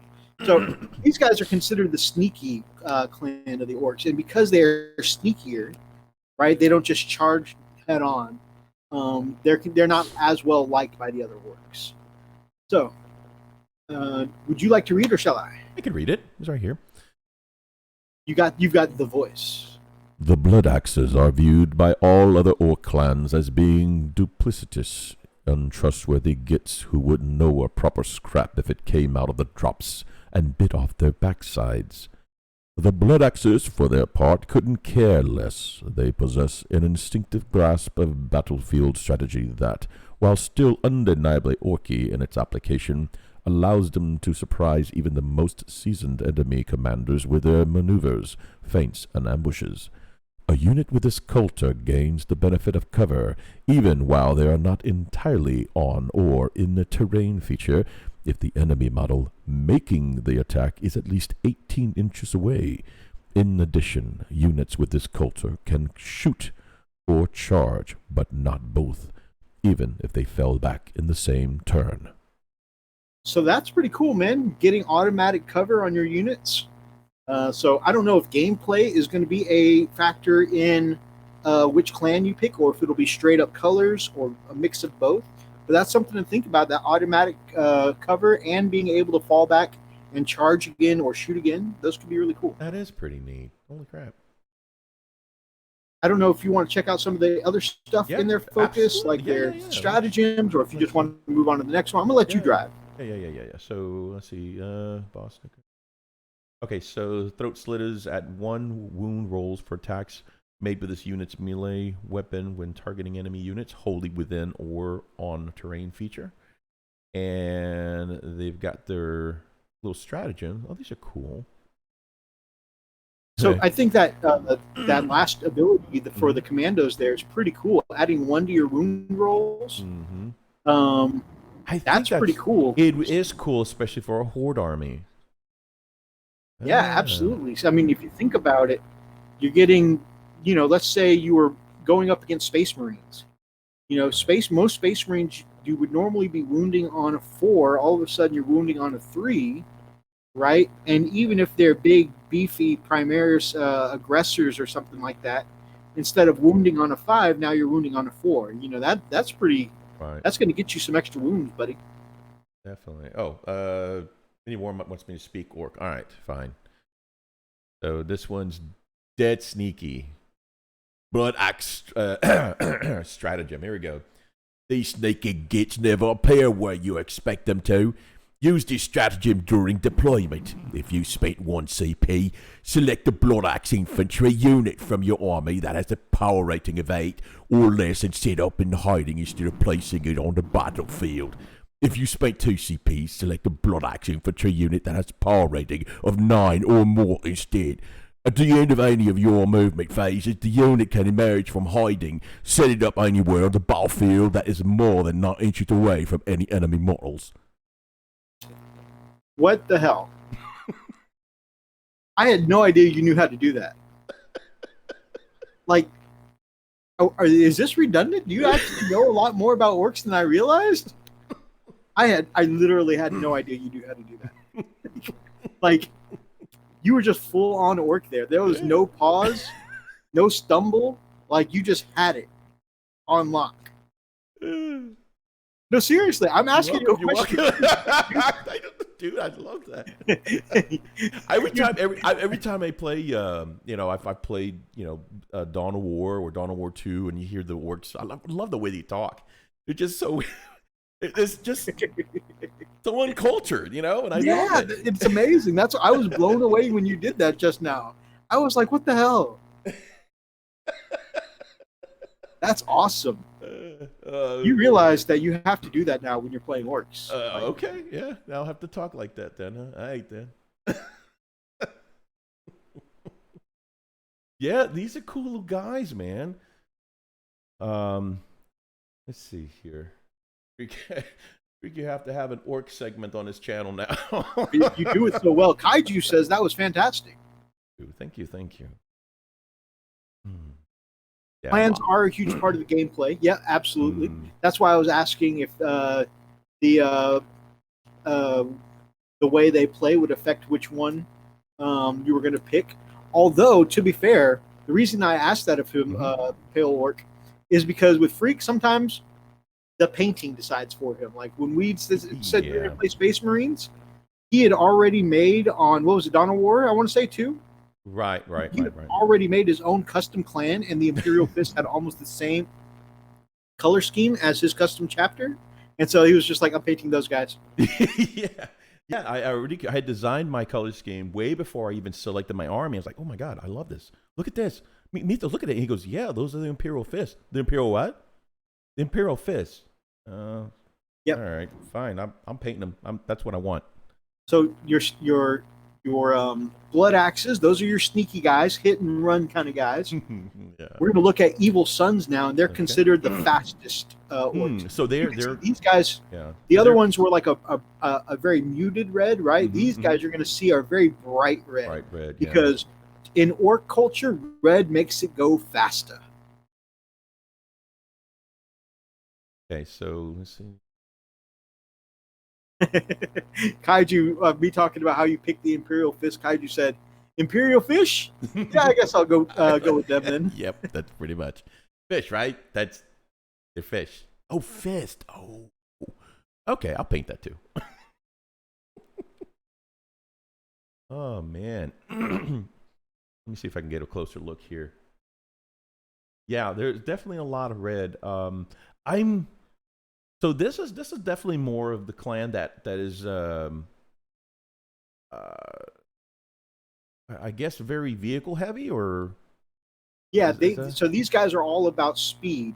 So they do get a lot of bonuses to their vehicles, especially something they call speed freak vehicles, which are the vehicles they released during the big orc release the November before last.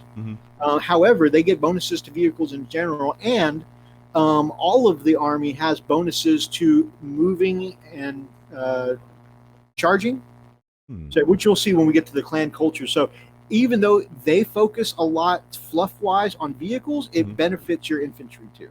Oh, wow. So we'll take a look at that here in a second. All right, let's go down to the clan culture. All right, here we go. I'm just going to read the firstly members of the cult of speed. Okay, that's pretty cool. So evil sons, red ones go faster. That is so cool. The evil sons are firm believers in the old orc adage, red ones go faster. Many claim that the need for speed is in their blood, and so the orcs of this clan make sure they dub their vehicles themselves, and in especially ambitious cases, even their bullets bright red. Bizarrely, the practice actually seems to work. Add 1 to the move characteristic of models with this culture, adding 2 instead of that model is a speed freak, and a 1 to advance and charge rolls made for them. In addition, models with the culture do not suffer the penalty to their hit rolls for advancing and firing assault weapons. That is so freaking cool. So that seems badass to me. Like, can you imagine your movement's got an extra inch or two every round? Your assault, your advance, your charge. I mean, that's all extra movement, which means you're going to get into combat faster. If you want to get into combat, they also do some pretty decent shooting. So I guess you can get to choose, do a balance, I guess, of the two. Kaiju says, speaking of chapter tactics, I wasn't aware they made some kind of shark-based chapter last week. Yeah, those are called most people call them the Carcadons, and I was recently informed that is incorrectly pronounced. But most people call them the Carcharodons, but most people I've heard on the internet say Carcadons. And basically, the easiest way to say it is most people say space sharks. Space shark.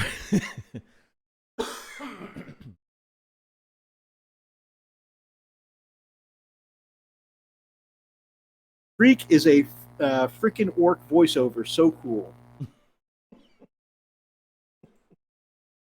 So yeah, you can see where they really benefit from speedy vehicles here.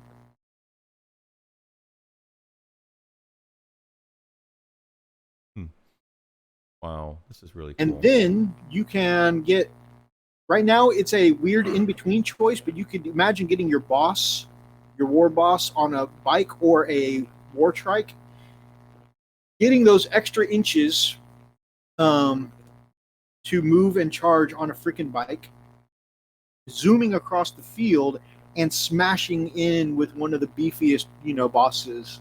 and just really dealing some damage on turn one. Be really good. Kind of like I do with my objective. Khan. Yeah. Imagine doing that with the big beefy orc.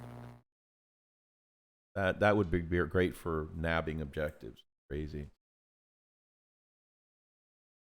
This is so cool. Yeah, Pale Orc says, or bikes, bikes, bikes. All right, let's see what the next one is here. This is the Bad Moons. Bad Moons. These ones are really popular. Bad Moons, they're considered the best shooting orcs. Mm-hmm. Now, most orcs only hit on a 5-up anyways. Mm. However, they do it better than most.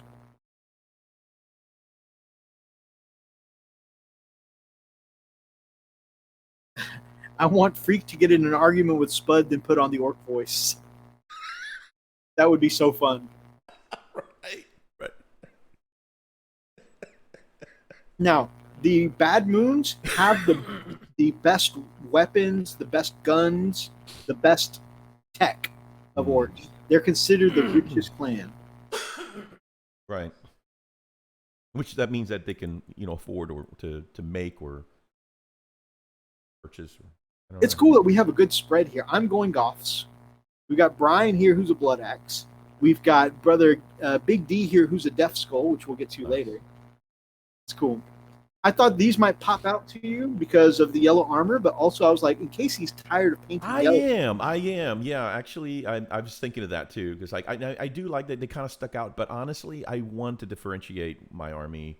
I'm like, oh yeah, look, there's my Imperial Fists and there's my orcs. That's exactly why I started to go Death Watch, and I did not because all my Space Wolves are already Black Space Marines, and I'm like, I'm kind of done painting black armor for now. Right.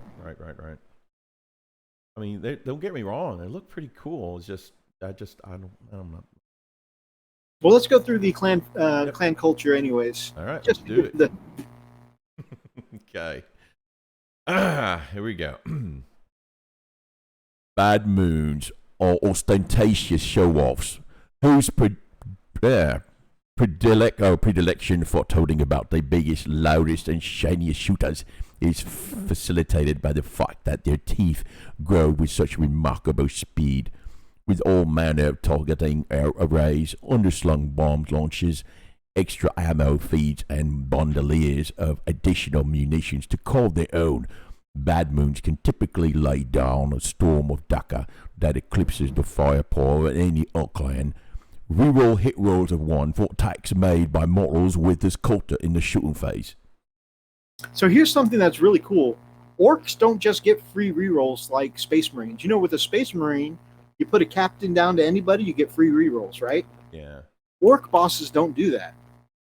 So the fact that they get this natural built-in captain-style reroll to the whole army, that's pretty badass. So you could see why people who play a shooting-heavy army or a DACA-heavy army would go pretty much Bad Moons. And in fact, I think almost all the more competitive YouTubers, I say you use the competitive word like very, very loosely here because orcs aren't necessarily a top, but you know what I mean. Lots of people who go who play on YouTube and stuff like that, I see almost all of them go Bad Moons. Yeah. Cool. I mean, Pale Orc says his are pale skin with green armor. Do them how you want. So that's another thing. You don't have to paint to a culture, of course. You could paint however you like. Although there is the know who you're dealing with here. Right. And we were talking about Freak's intercessors earlier, and Freak basically built them how they come, and he kind of paints things how they come. And he is going to stretch into these other areas eventually, but it usually works better for Freak if he has a direction on how things are quote unquote supposed to be, right. And he'll make or adjust from there. Typically. Right. That's exactly right. So these appeal to me. I really do like these. Goths are awesome. Well, I mean, I love the color. Oh, you're going with Goths, aren't you? That's I don't mind if we both play Goths, though. I mean, I'm not against sure? That. Yeah.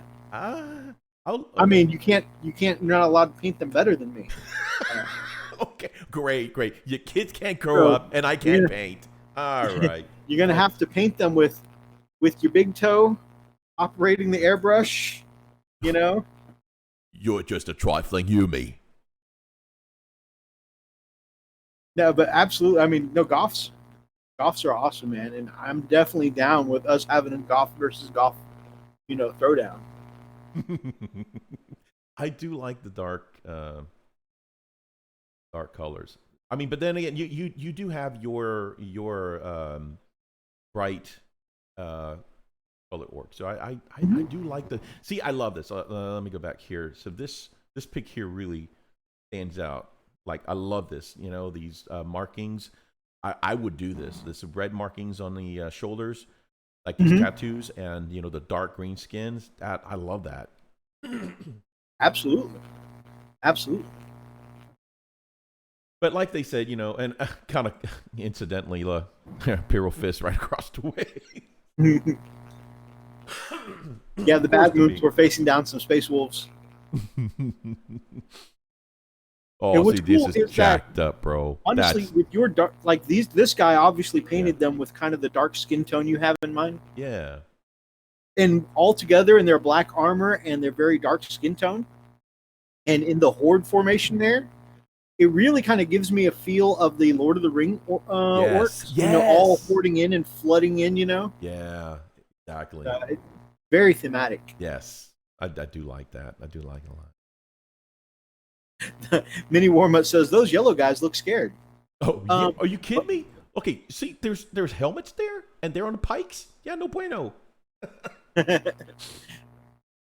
So that big guy you were looking at just a second ago, that's the old model for Gaz. And that is one cool thing, that if you're running Goffs, you'll be able to play the new character Gaz. You can play him in any of the Orc clans. He gets a bigger bonus for being with Goffs, though. Just like you could play Gilliman theoretically in any Imperium army, but he gets more bonuses when he plays with Ultramarines.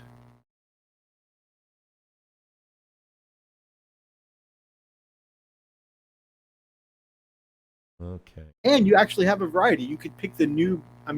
Honestly, the new one just looks amazing. But theoretically, if you just wanted the older model, you have technically a selection of models that you can pick from. So they're mostly melee. They are a very melee. They are considered the biggest and the baddest. They are the strong ones. They like to hit stuff. So this is one of the things that really appealed to me. I love me some melee. I'm like, I want White Scars, and I'm going to play melee. And I love Space Wolves, and I'm going to play melee. And somehow I turned my Admech into melee. I may have a problem, guys. Yeah, just a little.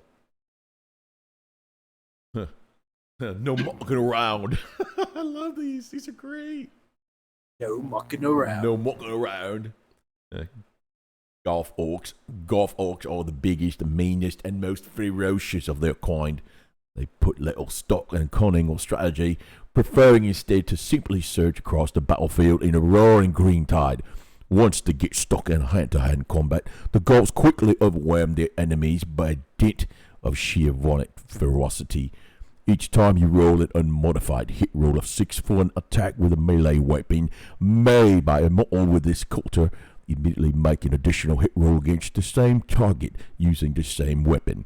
These additional hit rolls cannot themselves generate any further hit rolls. Dang. So you know what this reminds me of? Being a fellow video gamer, in video games, when you were in a combo, like you're doing a combo-based battle system, and you hit somebody so hard they stumble back so you can hit them again. Right. That's what it feels like to me when you roll those sixes and you get those extra hits. You you hit them and then you hit them again. Yeah. So I think it's just going to be awesome. I'm so stoked. I think now before you get super invested. No, I'm not. You have 2 more clans to look through. Yeah. I really want to look at this because I think I have an idea who I want to go with.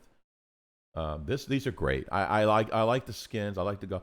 Although me, I have never been a huge melee army or style.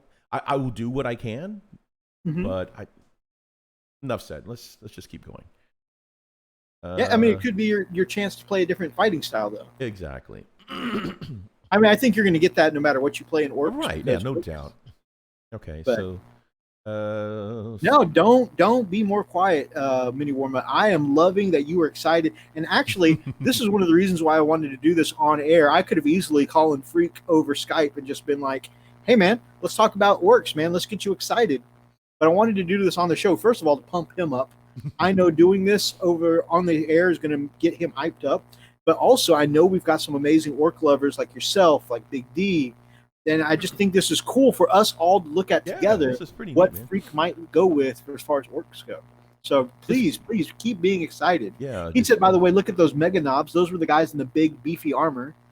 Mega knobs are awesome. I've got 6 of them so far because I got 3 from Brother Daz, and I've got 3 more with Prophecy of the Wolf tomorrow. So I've got 6 big beefy orc terminators coming tomorrow. Really stoked, dude. I love these. I love it because the writing is exactly how they talk, you know? Yeah. Orcs these days, eh? Running around blasting each other with ducker too fancy and highfalutin to use exploding squeaks. The old ways, favoured by the snakebite clans that date back to a simpler time when an unprising orc only needed his wits, a chopper, and an unbridled will to do violence unto other living creatures. That's so cool. I love it. So these are the orcs that are more. They're like the savage orcs of 40K. Right. They use technology where they have to, where it's necessary, but they really prefer the old ways. They're like the opposite of the bad moons, who are the richest, got the best weapon, the best tech. Right. You know, these guys are going to keep it simple. These guys are more ghetto. They're like thugs. Oh my God, the Ghetto Orcs. Ghetto That's got to be like somebody's team name, the Ghetto Orcs. What they look like. The Guns Point Orcs. Right.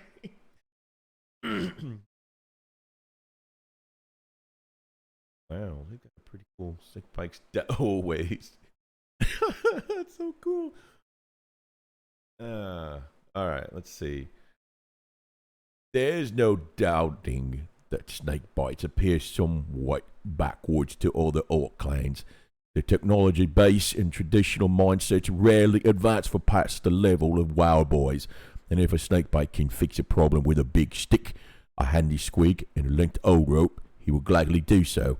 However, between their refusal to rely upon newfangled rubbish and their bizarre habit of actually allowing themselves to be bitten by venomous serpents to prove their toughness, the clans breed remarkably resilient warriors. Roll a dice each time a model with this culture loses a wound. On a 6, the wound is not lost. If a model has a similar ability, either the super cyborg, shiny gubbins, or ramshackle ability, you can choose which ability to use when a model loses a wound, but you cannot use both. That's pretty awesome. So, the built-in 6-up feel no pain. Isn't that awesome? Dude, That's going to add to the survivability of pretty much any of your units.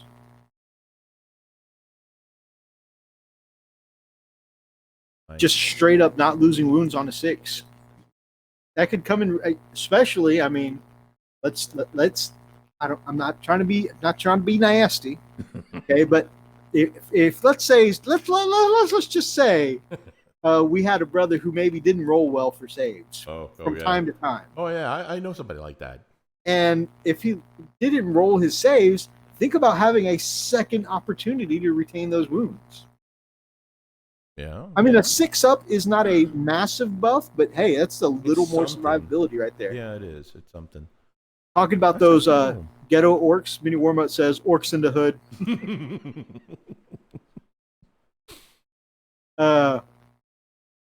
The pale orc says, "Where the boys? Where the boys at?" I don't want to.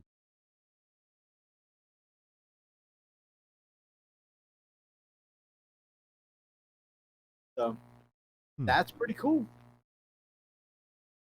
Man, they crazy sculpts too. Crap. Yep. See that right there? That's what I was talking about before. Right. With the weird boy. Right. I'm not a big fan of the weird boy, especially I don't know. It's just I'm not a fan of that sculpt. That's why I picked up something called a War Chanter from the fantasy line. I just think that's a cooler, for somebody casting spells in the back. I think that's a cooler model.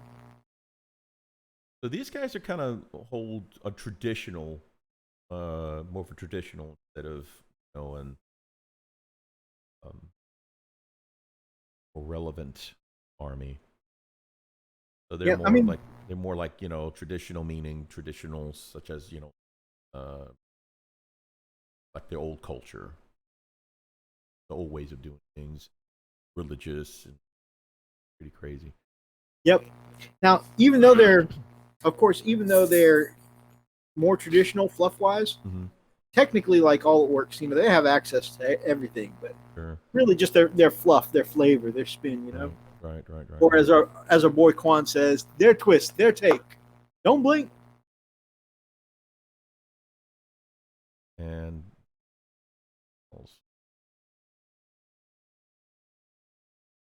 And of course, you can see with them, they paint a lot more leather and stuff. Right. Death Skulls. I think that's the last one too. Okay. Clan Death Skulls. This one is Brother D's favorite here.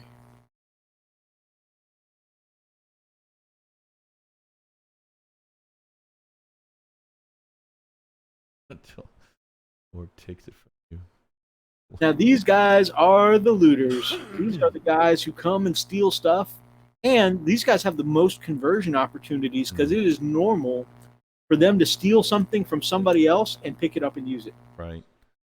Work it out and stuff like that. I've seen a lot of that, and I know I've seen Big D do a lot of the converting stuff. I just don't know how the rules would work with those items that you pick up. Like, how would they? So, I mean, whenever you're doing a conversion, of course, you just try and match the dimensions of whatever it's supposed to be, and then of course, some people don't even go with that. If it's bigger than it's supposed to be, that for a lot of orc players, it's part of the fun, just scrapping something. However, again, going back to the fact that I know, you like things the way they come in box. They absolutely make models for all these things, and you are not required to do the looting. I'm just saying their fluff for their personality is that they are the looting scrappers. Right. They're junkyard kind of guys. Sure. And you know me, I try to stay as close to the fluff as I can. I would not want to commit to a unit without really delving into the personality of their fluff. You know what I mean? Absolutely. So absolutely. I would do these. I love the idea. I'm serious. I love that. I think that's so cool. I don't feel like I'm really capable of doing it justice. I think if you were to start experimenting, once most people dip their toe into kit bashing and scrap building, they get addicted to it. But I mean, it's definitely not a requirement. Now you'll see, as far as painting goes, these guys wear mostly blues, right, where they can, right. And even you'll see some of those guys from those big guns you were just looking at. Yeah. Some of them even had blue war paint on their face and stuff like that. Blue is definitely how they represent. Right. Also, when they loot something, something I found out from Big D is they'll often put a handprint on something saying that they're stealing this later. They're marking it as theirs. So when people say loot a Land Raider to use as a truck or battle wagon later, right? They'll usually paint a handprint somewhere on there saying that this is ours. Awesome. This is ours. Log off. This is ours. What you looking at? All right, well, let's see what these guys do on the tabletop with their clan. Let's see. Get to the cultures then. Ha! Lucky blue kids. All orcs believe blue to be a lucky colour, but the notoriously superstitious Discals are fervent in that belief. The clan's members are in the habit of daubling themselves liberally with blue war paint before every battle, making sure to mark their vehicles with their colors too. Of course, this habit doubles as a great way of rapidly covering up any marks of previous ownership on wagons, war gear, and other loot that light-fingered Diskulls have acquired from their fellow orcs. Models with this culture have a 6+ invulnerable stave. In addition, you can re-roll a single hit roll, a single wound roll, and holy crap. That's pretty... Sorry. So that's like if you combine a 6-up invul Yep. and, of course, the salamanders. Yep. Reroll hit, reroll wound. Yeah. That's pretty cool. That With each unit. with each unit, yeah. And what's cool is you can stack this with command points, not for the same dice, Yeah. but let's say you missed with 2 missiles from your missile launcher, Mhm. right? Mm-hmm. You missed with both of them. You could re-roll one for death skulls and re-roll the other one with a command point. That's pretty cool, dude. That is pretty cool. That's a good buff. I mean, and if you think about it, that's just like your whole shooting phase, let's say. Right. Your whole attack phase, you can only use one command reroll. This is every unit gets to do that. Isn't that cool? This is my reroll for this unit. This is my reroll for this unit. Yeah. Oh, that's pretty sweet. That's incredibly strong. Yeah. This is all so cool. Yeah, these. Let's see. What is a stratagem? Stratagem at the start of the any phase. Select the Death Skulls unit from your army. You reroll wounds rolls for attacks made by the unit that target enemy vehicles. Sticky bombs. That's pretty cool. Go in and wreck somebody's tanks. Yep.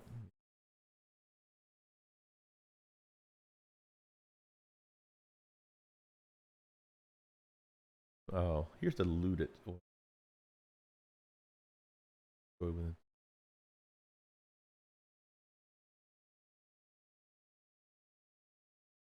Pretty cool. Yeah, freak. When space puppies look down at you with a poor dice roll, you can say, wait, there's more. Yeah, that's a good point. That is really cool. All right, brothers. So we've taken a look at all the major orc cultures. What are you? So let's go back to the cameras, Yep. and let's see what you are feeling, my man. Well, switch back to.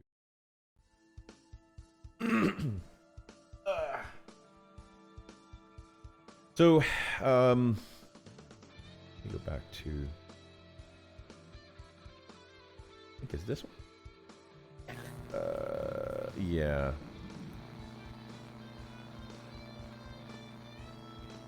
You guys are still awake?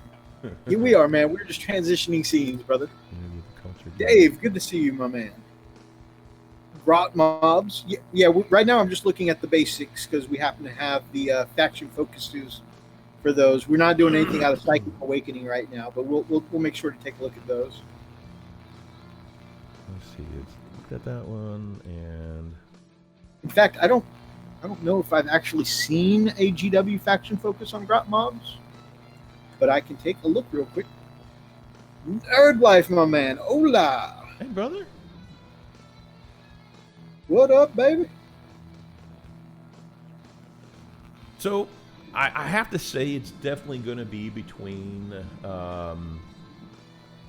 either the Evil Sons or these guys here, the Blood Axes. Really? I'm gonna do a little more research. Hold on. Which is the one? Hold on, that's not it. There's one that was a little more. I think this might be it. Was more heavy on the shooting.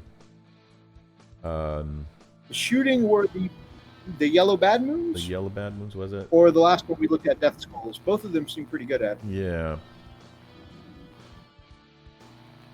I think Bad Moons, the yellow ones, is the ones that you're thinking of, though. Was as it? far as The heavy, extra shooting, yeah. The moons, okay. So Feel free to pull up whatever you need. Yeah, I'm pulling it up right now. I'm looking at it. So Okay. So the thing is, I do like the whole thing with the bad moons. Although I don't want to go with yellow anymore. The golfs, I'm very, very interested. I do like the golfs. Yeah, I like their their stratagem. I do like their culture. Seems to work okay. They're very melee, of course. Well, let me go back to where is it? Was it snake bites or which one was So it? you were talking about shooting. Yeah. Pale Orc says moons are better for the bad moons are better for a rate of fire. Death skulls are better for high damage weapons. Gamecraft Dragon says the reroll wounds is big, so they feel like that death skulls are better in the long run as far as shooting goes. I'm thinking death skulls for sure. Yeah, I'm really leaning towards the death skulls. They honestly do feel like they have the strongest clan culture out of what we were just looking at. Right. So in essence, I mean, I think I can start a base, as you get them through the, as you get them by the box, but then I can start, down the line to start playing around, like you said, with some conversion work and see if I can make it happen. So, I think I like this, dude. I think I'm gonna do death skulls, man. I'm really. This was kind of fun to do on the air, going over them with you, see what you like about each one. Yeah, does it surprise you? Glad we did. What did you think I was gonna go with? Honestly, I didn't know. Like, my instinct first said that the bad moons felt very you, but because I know that I was sick to death of painting black armor when I chose my second army, right? I was like, he's probably going to be done with yellow as far anything other than his fists. Yeah. I here's the thing. Honestly, I don't mind painting yellow. I love yellow, but I think I'm gonna leave the yellow, like you said, to the fists. I love yellow on my fists. I think that's as far as I'm gonna go with them. I'm saying, like, I absolutely love my paint scheme for my Silver Moon Space Wolves. I just don't want to keep doing it with other armies. Yep, exactly. I do like. Okay, it's a very broad culture, and I really love that. I do love that it's broad. You're not just isolated to using the weapons and the equipment that you get stock. It's like, oh, hey, absolutely, that guy's dead. I'm stealing that gun. It's like, I want that. I like that. I like that mindset. Like, hey, Brother Lars is in the chat. He says he's a big fan of Death Skulls and Evil Suns, and we've definitely seen his blue. Orcs in blue before, so yeah.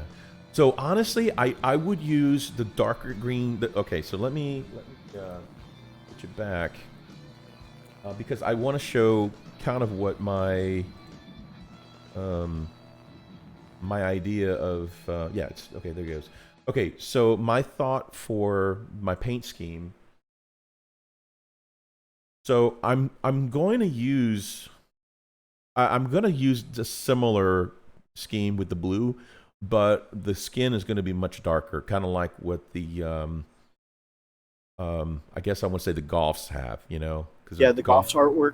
Yeah, the Golfs have that dark green skin, and I love that. And I think the dark green skin with a little pop, to the muscle tone, along with some blue, I think it's going to look great. I think that's going to be amazing.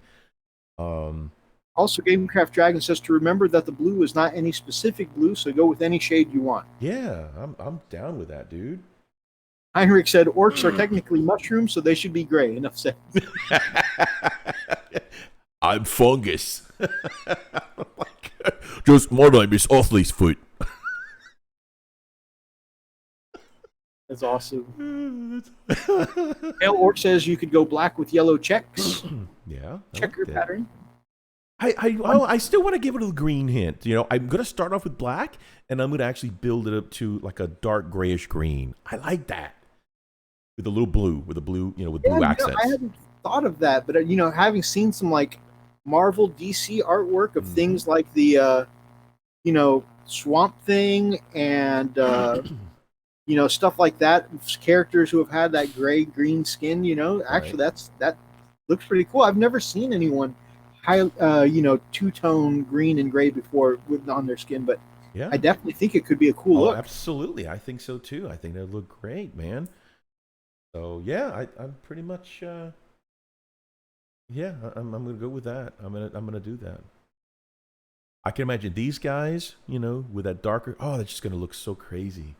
Those right there, Ludas, are some of the best guns. They're like the Devastators of the Orc army, and they have some serious firepower too. I'm excited. This is so cool, man.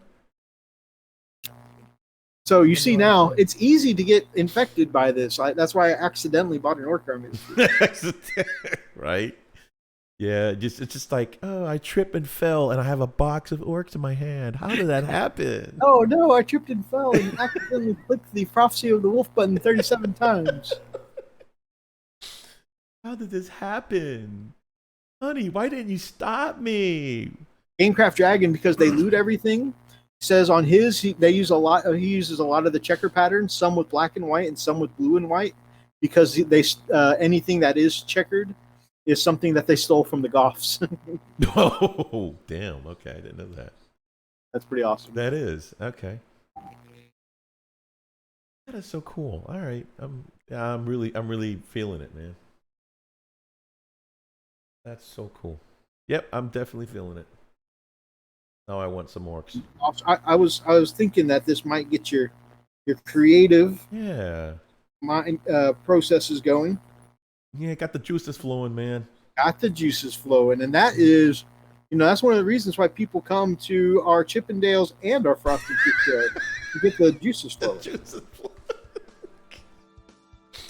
Yep. Yep. Hey, Grumpy Guy Gaming, what's going on? Grumpy, who is not a jerk. Lars says, I built mine over time. Now I just keep getting more orcs. Right, by accident. That's how we do it. The trip and fall thing, yep, I think when orcs die, their spores are released and boom, more orcs. Yep, that's how it happens. That's why an orc-infested planet often gets exterminatus, just because it's the only way. Just kill all the spores. Yeah, be rough. That's a hub channel exclusive. Getting the juices going. Piece of Pete. All right, what else we got, Homer? By the way, I think, was it today? Was it yesterday? Today or yesterday? A big, big, big happy birthday to Grumpy Guy Gaming. Oh, happy birthday. A legend was born. Also, big shout out to Grumpy Guy Gaming, who did a 3-way tutorial on how to do checker patterns for orcs, because I said I wanted to learn how to do that for my Goths. And he went and knocked out. He said, this is checker patterns 3-way. Masking it off and painting it on with freehand, or of course, how to use the checker pattern decals that come in the box. So that's a good point. I'll probably mask and then create it that way. Yeah, I'm thinking that's how I want to try it as well. Although I have had problems masking tiny things like checker squares in the past, but I feel like I'm a little more experienced. But I'm going to give it a go at least. Yeah. We all know you're going to do everything with the airbrush because you're just magic. But whatever. In fact, you may not even mask. You might just individually airbrush on. No, I don't think so. Not that good. I think I'm going to do a template though. I think that's a good idea to get a template, but I'm not going to use anything.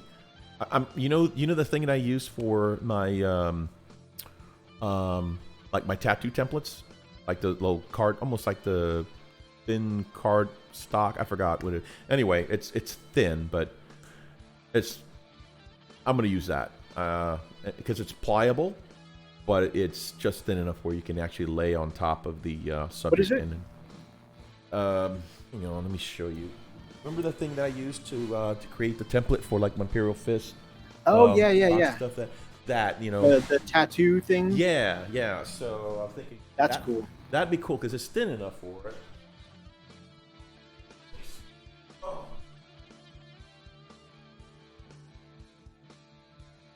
Mini Warmutt says, "Say what? A 3-way? Oh crap! I just made a Zane comment. I'm done." Guys, the brew has spoken. I'm going to try to paint now. It was a long work week. Take care. Be safe. Keep painting all the gray out of this world. Take care, brother. Good night, You have buddy. a great night. Good night, man. Thanks for hanging around. So yeah, this stuff here, the stencil blanks. That's what they are. There we go. So yeah, they work great. Yep, that's what it is. Thank you, Grumpy. Yep. And this is great. Grounded mini walnut. Yeah, and these are just thin enough where you can just cut it, you know, and just create your pattern like you want. I've got the stencil iron, whatever you want to call it, so I can just create it that way.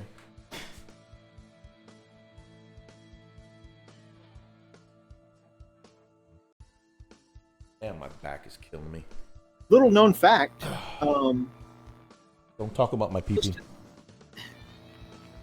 Elstonation can mask at will. He just has to tell the paint as it flows onto the model, no, I wanted it squares this time. Boom, checker pattern. He's the only person skillful enough to will a pattern into the flow of air out of his airbrush. Man, that's talent, baby. Yep. Scientists actually set up special cameras that study the airflow in his room, and they could actually see individual square patterns flying through the airbrush all at the same time. You know, a whole orc army, just dozens of squares per model, perfectly lining up into checker patterns.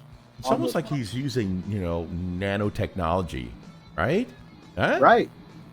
Like little miniature droplets of robots, you know, just.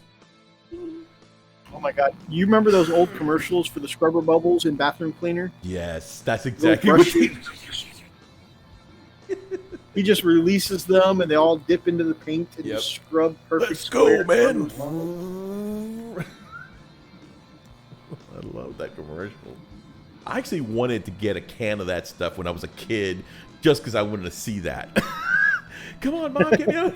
It's like, Mom was thinking, what a dumb kid. I was not dumb. All right, brother. I know it's late. Do you have a few moments so we can knock out some of the art? Yeah, absolutely. I'm dying to do art, man. Let's do it. Awesome. Awesome. Art of the week. Change.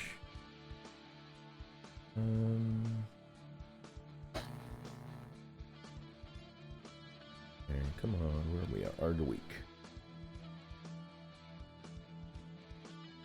Nerd Life says he has scrubbing bubbles tattooed on his leg. That's awesome. It is awesome. Elstonnation's airbrush also removes 99.9% of germs. That. Grumpy Guy Gaming says, I think he's using the Force.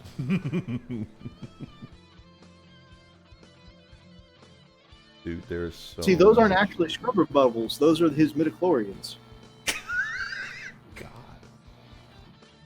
And now I've been banned from the internet. Yeah.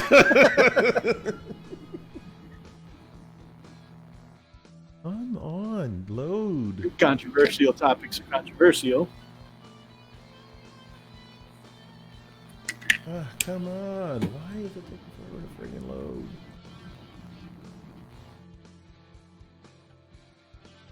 Okay, so if you don't mind, whenever you pick an art of the week to put on, I'd like to start. It's one of the second to last images I sent you. Okay. It's a really big orc-looking Imperial Knight. Oh, let me find it.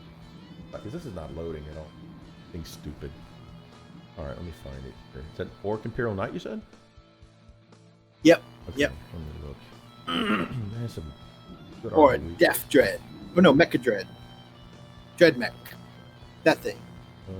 I'm still learning my orcs.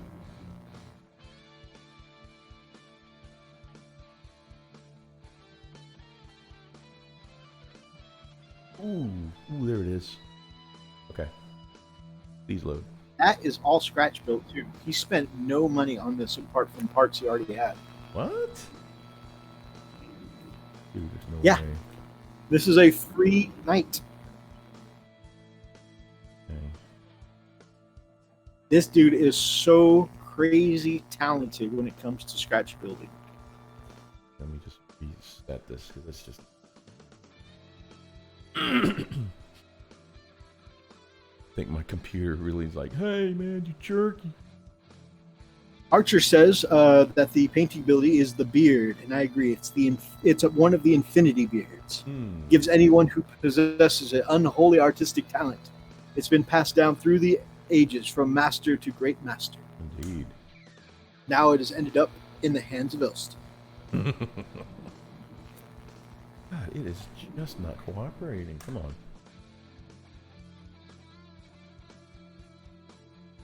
Yeah, it is just not. I blame Commodore, if I'm being honest. Wow.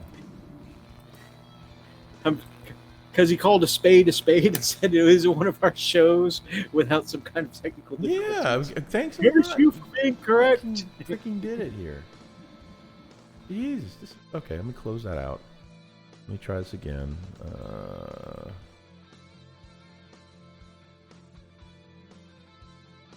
Come on, do math. All right, load a messenger back up. You should blame him. He's the worst. Oh. God, why is messenger? Did you grab all the images or just the one? I grabbed that entire Instagram post. Come on, man. My God, this is going on. But just the one post. I'll close that. Let me So just like with all your different configurations and stuff. start closing crap.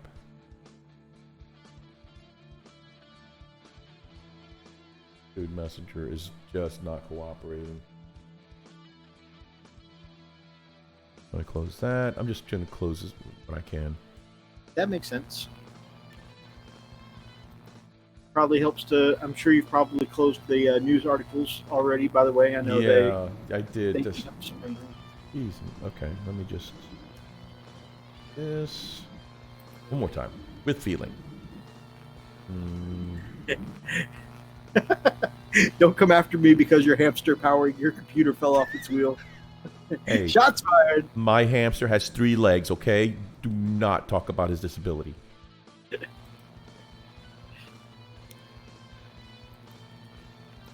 Oh man, that's awesome. So that is pretty cool.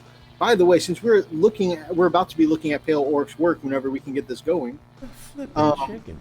Pale Orc just released a showcase for a shock attack gun big mech showcase.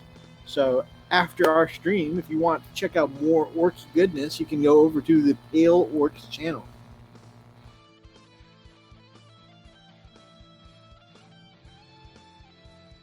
In fact, we could actually probably use that big mech right now to take a look at our tech. Right? Come on. Oh, this is crazy. I can't even load Google. Really? That's a freaking first. This is retarded. This is just... the hell? Oh, man.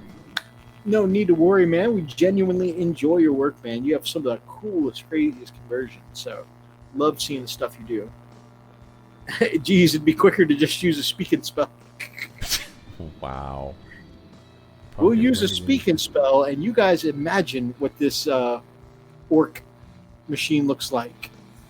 This is unusual. I'm not getting anything. After Your computer was like, "Screw this! It's 11. I'm done." Yeah, it literally is not letting me. And come on, you can't tell me. All right, so let me ping Google here. You know. All right, so we're doing one of our, well, I at least will be doing one of our paint hangouts with Elstonation. We were just talking about the way you use the Force, my man. The way you can will a single spray from an airbrush to lay checker patterns across your entire army with no masking.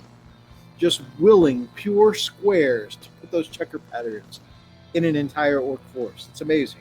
It's amazing. So I'm thinking it could be my It could be my Xfinity. Oh, your internet. Because apparently so far IDP it's working fine, but TCP is working fine. UDP is working fine, but IDP is not working at all. It's not even seeing it, so I'm gonna have to redo my damn router. Come on.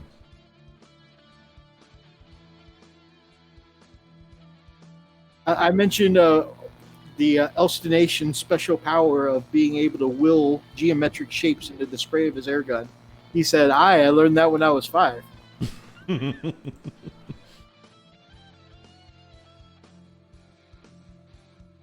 Man, okay, so that Yeah, I'll have to reset my router. This is crazy. So it looks like we have come to pretty much the IT guy with IT problems. Sounds very orky to me. Pretty much. Yeah, it looks like we've come to the end of the chat, guys. So we're apparently going to have to move our Art of the Week to next week because bloody hell, the tech problems. So like right now at this moment, YouTube and the stream service, our OBS, are the only things that are responding right now. So, and that's all UDP. So that's, back and forth transmission doesn't need any checks. It somehow everything else is. I don't get it. I'm completely blown away here. Kaiju says that instead of learning that skill at 5, Elstonation might have learned that skill at 4, but he needed to learn how to pronounce geometric.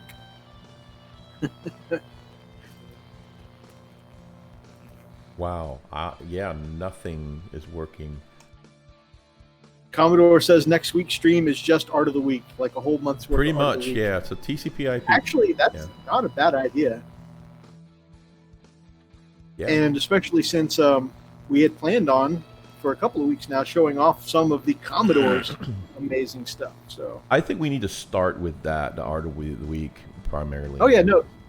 Specifically this week, I wanted to hit those couple of topics, and one ended up taking up the space of 2. But I mean, I'm glad we sat down and we had that orc focus.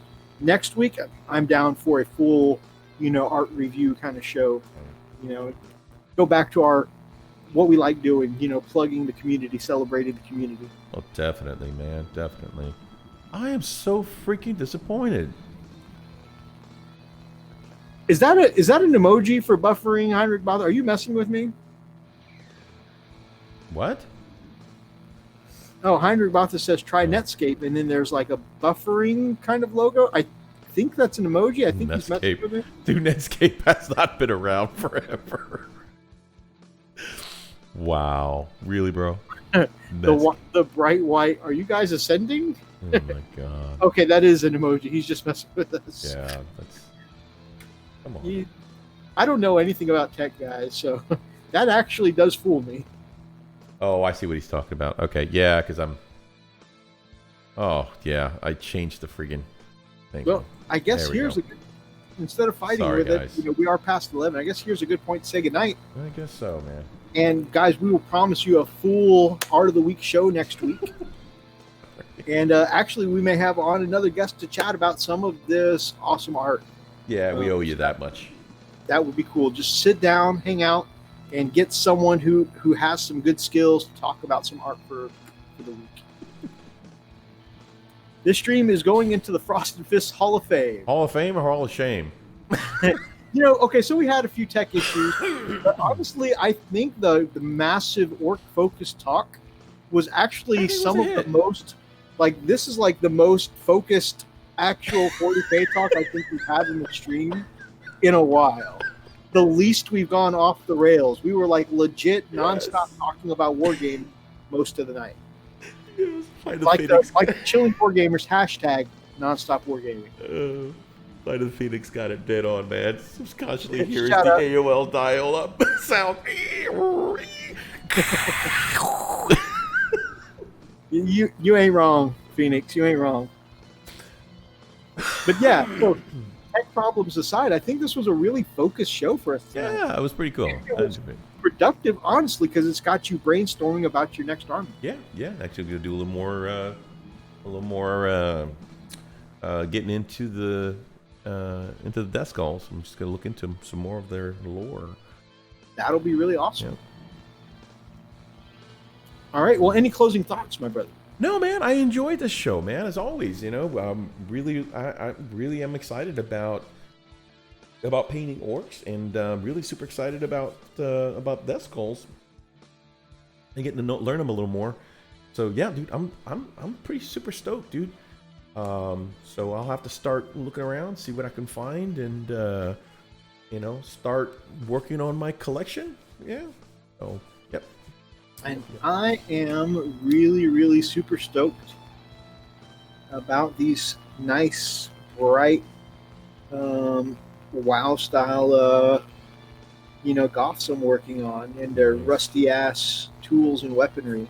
I think I'm really going to have a lot of fun with this. And just like I said, dipping my toe in this water, my first test model, I'm really stoked. And I'm going to be, I know it's a controversial subject, I'm going to be cutting all these guys off of their 25 mil bases and putting them on 32s and putting some nice basing around them. So tomorrow, or no, Sunday, I think my stuff comes in. Nice. I'll be doing my test basing for this guy and see how it comes up. So very nice. Really, really stoked. Very, very nice, dude. All right, guys. Next week, we promise you all kinds of art. Yes. I actually want to try having a guest on next week. And I would like to get together with Freak sometime this weekend to, we want to do a giveaway video. Yep. We want to do 700, man. I want him to help me film a bit whenever we get the chance for my Contemptor showcase. And at some point, we want to get together and get 1,000-point in test game so we can test out how to play on Tabletop Simulator. That'll be fun. That'll be fun. So definitely, man. In the morning, we have a Calling All Wolf Lords paint that we do most Saturdays, unless we're doing a Saturday show. And so I'll be hanging out with Wolf Lord Meeks, and I see he wants to add a couple other amazing people in the mix, so we'll take a look at that. Speaking of our amazing Wolf Lord here, this is the portion of the show I want to give thanks to the people that support us. So first of all, thank you all of you if you're watching right now or you're watching back through the archives. I love the support either way. We appreciate you being here watching or smashing that like button, sharing the video around, whatever you do. And we really appreciate just being part of this community and, chatting with us, celebrating this hobby, this community with us. I also want to thank our patrons who help us with what we do. And I'm going to go through the list now. This is your warning that if you got me on headphones or anything like that, I do get loudly excited, so you may want to mute me or turn me down a little bit. But I'm going to give thanks to our patrons now. And I'm going to start with Here goes. Bloodclaw, Heinrich Bartha. Heinrich. Bloodclaw, Running Bear. Man, he's running. Bloodclaw, Richard at The Nerd Life. He is the nerd life. Bloodclaw, Big Mac Dansko. He's big, but he's no Umi. Bloodclaw, Brian the Mini War Mutt. Oi, Brian. Love you, mate. Bloodclaw, Big D at the Game Craft Dragon. Because he got a big D. Bloodclaw, Chief Live Gaming. He is the chief. Bloodclaw, Inquisitor Zane. The Hubmaster. Bloodclaw, Brother Roxas. IT Master. I'm sorry, Grey Hunter. I don't know if I said Oh, yeah, you said Bloodclaw. Grey Hunter, Brother Roxas. Yeah, IT Master. Grey Hunter, Zack the Crimson Painter. He's a Zack Attack. The man who can mysteriously found anywhere in the Imperium when pants go missing. Wolfguard, Kalo. Daddy?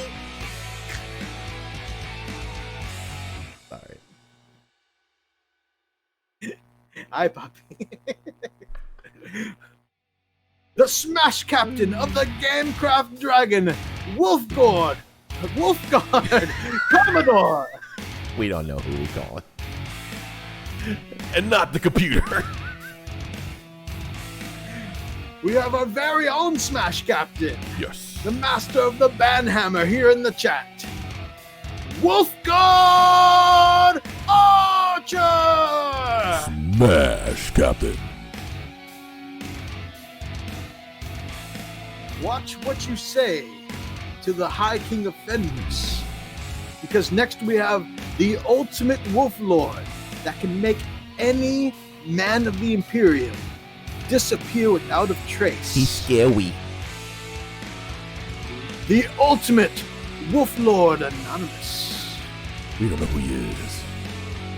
And finally, the man who single-handedly ended the assault on Terra. The ultimate Wolf Lord. Meeks!